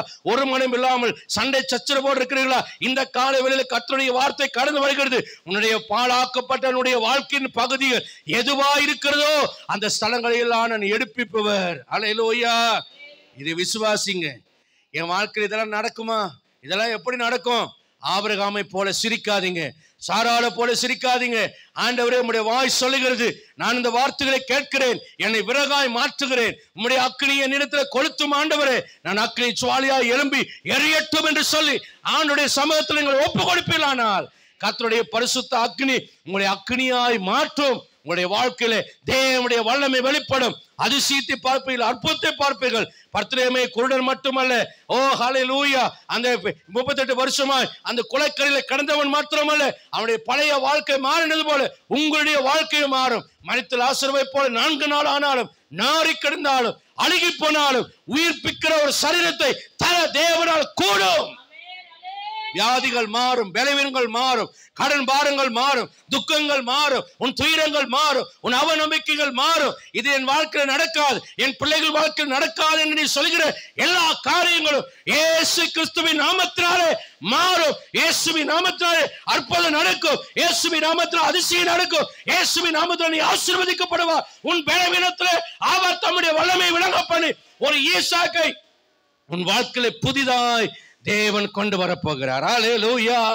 இந்த காலை வேளையில விசுவாசிக்கிறீர்களா? அந்த ஆசீர்வாதம் உங்களை பொறுத்தது. அது எப்பேற்பட்ட ஆசீர்வாதம் வேண்டும் என்பதை அது உங்களுடைய கரத்தில் இருக்கிறது. கர்த்தர் சொல்கிறார், உனக்காக நான் யாவையும் செய்வேன், உன் வனாந்தரத்தில் வழியை ஏற்படுத்துவேன், உன் அவாந்தர வழியை தண்ணீர் தடாகமாக்குவேன் என்று சொல்கிறார். ஏசாயா 43:19 சொல்கிறது, I am going to change your wilderness and your desert என்று சொல்கிறார்.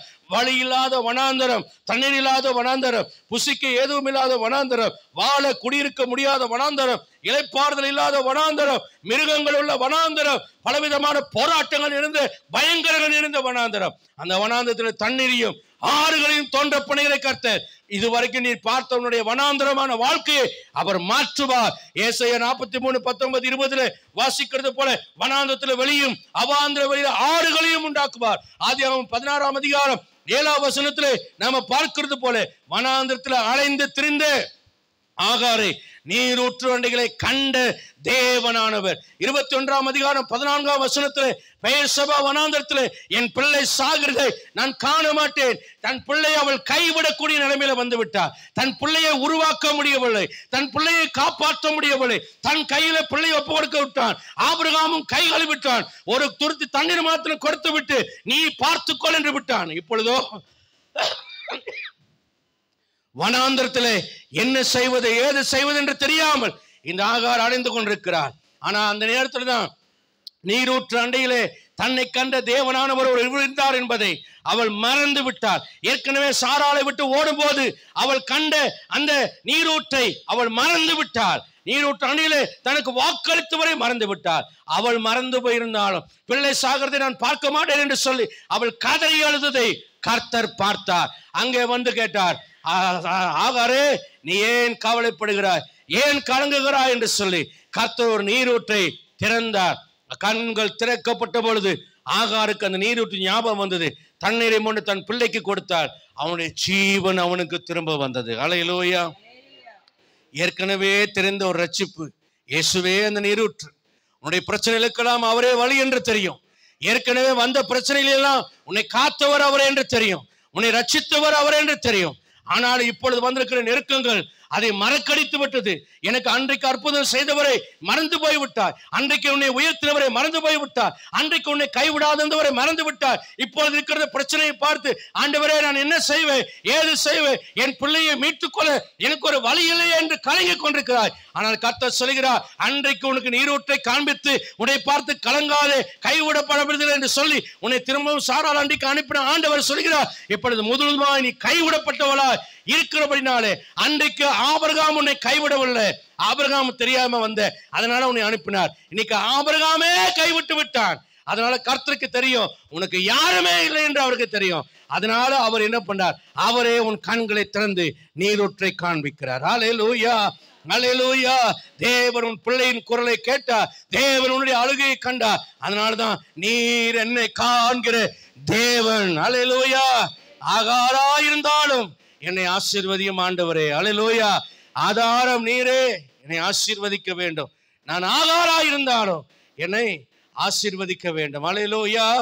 ஆகாரா இருந்தாலும் இந்த காலவெளியில உன்னுடைய வனாந்தரத்தை மாற்றுகிற ஆண்டவர் இந்த காலவெளியில உன்னோடு கொடுக்கிறார். உன் வனாந்தர வாழ்க்கையில விசுவாசம் முக்கியம். என்னன்னு கேட்டா என்ன 14:29-32 வாசிக்கும் போது அவங்க சொல்றாங்க, இந்த வனாந்தரத்துல நாங்க செத்தா பரவாயில்ல.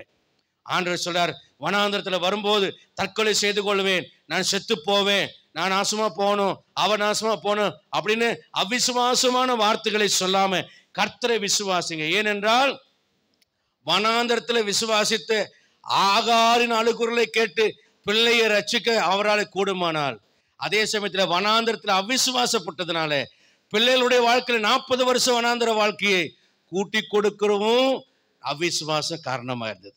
உங்கள் வனாந்தரம் மாற வேண்டுமானால் விசுவாசம் உள்ள ஒரு பாதையை நீங்கள் தேர்ந்தெடுக்க வேண்டும். அல்லேலூயா. அவிசுவாசமாய் அறிக்கை செய்யாதீங்க, நீ உருப்பட மாட்டேன்னு சொல்லாதீங்க. கர்த்தர் உன்னை ஆசீர்வதிப்பார். உன் பலவீனத்தில் அவர் பலனை பூர்ணமாய் விளங்க பண்ணுவார். கர்த்தர் உனக்கு ஞானத்தை கொடுப்பார், கர்த்தர் உனக்கு ஐஸ்வர்யத்தை கொடுப்பார், கர்த்தரின் தேவையை சந்திப்பார், கர்த்தர் உன்னை ஆசீர்வதிப்பார், கர்த்தர் உன்னை உயர்த்துவார். அவர் எனக்கு ஆலோசனை சொல்லுவார், உம்மால் நான் சேனைக்குள் பாய்வேன், உம்மால் மதுரையை தாண்டுவேன் என்று சொல்லி விசுவாசமான வார்த்தைகளை சொல்லி கர்த்தரை கனம் பண்ணுங்க. ஏசாயா 43:20 சொல்கிறது, இந்த ஜனத்தை எனக்கு என்று ஏற்படுத்தினேன், இவளின் துதியை சொல்லி வருவார்கள். விசுவாசத்திலே ஆபிரகாம் தேவனை மகிமைப்படுத்தி விசுவாசத்தில் வல்லவனானா. நீங்கள் துதிக்கிற மக்களாய் மாறும் பொழுது தேவன் உங்களுக்கு வைத்திருக்கிற புதிய நன்மைகள், புதிய ஆசீர்வாதங்களை நீங்கள் அறுவடை செய்வீர்கள். அல்லேலூயா. ஆகவே கர்த்தர் உங்களுடைய வாழ்க்கையில பழையவைகளை எல்லாம் மாற்றுகிறார். இன்னைக்கு நீங்க பழைய ஆள் அல்ல. அல்லேலூயா, அல்லேலூயா. உன் பேர் என்ன? ஆமா, பழைய ஆவி உன்னை விட்டு போகவே இல்லை. உனக்கு நான் என்ன புது பேர் வச்சேன்? வைஷ்ணவியா. இவளை பழைய புதுசு பிரசங்கத்தை கேட்டுட்டு பழைய பேரையா சொல்றா பாருங்க. நீ சொல்ல, உனக்கு என்ன பேர் வச்ச? மறந்துருப்பியே. மெக்லின் பியூலாவா? பேர் என்னன்னு கேட்டா பழைய பேரை சொல்லக்கூடாது. சீமோன்னு சொல்லி நாணலாட்டாவே ஆடக்கூடாது. நான் பேதுரு உறுதியா இருப்பேன். அல்லேலூயா. கர்த்தருடைய வாழ்க்கையில் என்ன செய்ய போகிறார்? புதியவைகளை செய்ய போகிறார். இப்போ ஒரு பொய் பேசுகிற ஆள் இருக்காருன்னு வச்சுங்க, அவர் இப்போ மாறி இருப்பார். ஆனால் நம்ம வீட்டுக்கு போய் இந்த பொய் சொல்லுவார்ல, அவர் வர்றாரு. டைட்டில் கொடுக்கறது பேர் என்ன? பொய் சொல்லுவார்ல, பயங்கரமா அவர் வர்றாரு. நம்ம புத்தியை மாற்றணும். நம்ம மூளையை இயேசுவின் ரத்தத்தினால கழுவிட்டு நம்ம கணவனையோ மனைவியோ பிள்ளைகளையோ நம்ம பார்க்கும்போது என்ன சொல்லும்? கர்த்தருடைய வாய் சொல்லும் புது நாமத்தால் நீ அழைக்கப்படுவாய் என்று எழுதப்பட்டபடி நீங்க கர்த்தர் புதுசா எப்படி ஒரு மனுஷரை சீமோனே அப்படின்னா கூப்பிட்டாரு, பேதுருவே என்றுதான் கூப்பிட்டார். அல்லேலூயா. அவருடைய பேரை மாற்றினார். உங்க பேரை கர்த்தர் மாற்றினார். கர்த்தருடைய வாய் சொல்லும் புது நாமத்தால் நீங்கள் அழைக்கப்படுவீர்கள். இனிமே உங்க பிள்ளையை பார்த்து பழைய பேரை சொல்லாதீங்க, புது பேரு சொல்லுங்க. ஆமென். பழைய அந்த பைத்தியக்காரா, லூசு பையில, கேன பையில அப்படி சொல்லாதீங்க. நீங்க எப்படி சொல்லணும்? பராக்கிரமசாலியே, அறிவாளியே, கர்த்தரால் ஆசீர்வதிக்கப்பட்டவனே, அப்படி நீங்க சொல்ல கத்துக்கொள்ளுங்க. கடலை வைத்துறையா சொல்லுவோம். உற்சாகமா சொல்லுங்க. இனிப்பேல ஸ்டூபிட், ஃபூல், யூ கவுண்டர் அப்படின்னு என்ன செய்யக்கூடாது. உங்க பிள்ளையை பார்த்து சொல்லக்கூடாது. மூடனே என்ன எரி நரகத்துக்கு பாத்திரவான்னு சொல்றார். இனிமேல் நீங்க என்ன சொல்லணும்? என்ன சொல்லணும்? கர்த்தருடைய வாய் சொல்லும் புது நாமம். அப்போ கர்த்தர் உங்க மனசுல உங்க பிள்ளை எப்படி மாறணுமோ அந்த புது நாமத்தை சொல்லி உங்க குழந்தைகளை ஆசீர்வதிங்க. ஏன்னா பழசெல்லாம் உங்க மனசு பழச மாத்திருங்க. உங்களுடைய சரீரம் பழைய மனுஷனை மாத்திருங்க. உங்களுடைய பழைய குணத்தை மாத்திருங்க. முதல்ல நீங்க புதுசா மாறுங்க. உங்க வாழ்க்கையும் உங்க கணவனும் உங்க மனைவியும் உங்க பிள்ளைகளும் புதிதாய் மாறுவாங்க. இதோ நான் சகலத்தையும் புதிதாக்குகிறேன் என்று கர்த்தர் சொல்கிறார். நம்பிக்கையோடு கடந்து போவோம். கர்த்தர் உங்களை ஆசீர்வதிப்பாராக. நாம் ஜெபிக்கலாம்.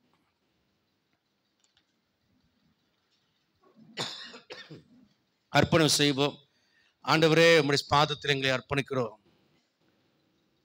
உம்முடைய பரிசுத்த சமூகத்தில் எங்களை ஒப்புவிட. நாங்கள் நிறைய பலவீனமுள்ள மனிதர்கள், அடிக்கடி நிறைய காரியங்களில் தவறு செய்கிறவர்கள். எங்களுடைய வாழ்க்கையில புதிய மனம், புதிய சரீரம், புதிய குணத்தினால் எங்களை நிரப்பி கர்த்தாவே, நீர் செய்ய போகிற புதிய காரியங்களுக்கு, புதிய சந்ததிக்கு ஏற்ற பாத்திரங்களாய் நாங்கள் மாற எங்களை அர்ப்பணம் செய்கிறோம் ராஜா. எங்களுடைய பாதத்தில் பிரதிஷ்டை செய்கிறோம். இந்த காலை வழியில இதோ சகலத்தை நான் புதிதாக்குகிறேன் என்று சொல்கிற நம்முடைய ஆவியானுடைய வார்த்தையை விசுவாசிக்கிறோம். நாங்கள் ரட்சிக்கப்பட்டிருந்தாலும் இன்னும் விடாத பழைய காரியங்கள் எங்களோட வாழ்க்கையில வந்ததுண்டு. அவைகளெல்லாம் எங்களிடத்திலிருந்து நீக்கும்படி நாங்கள் வேண்டுகிறோம்.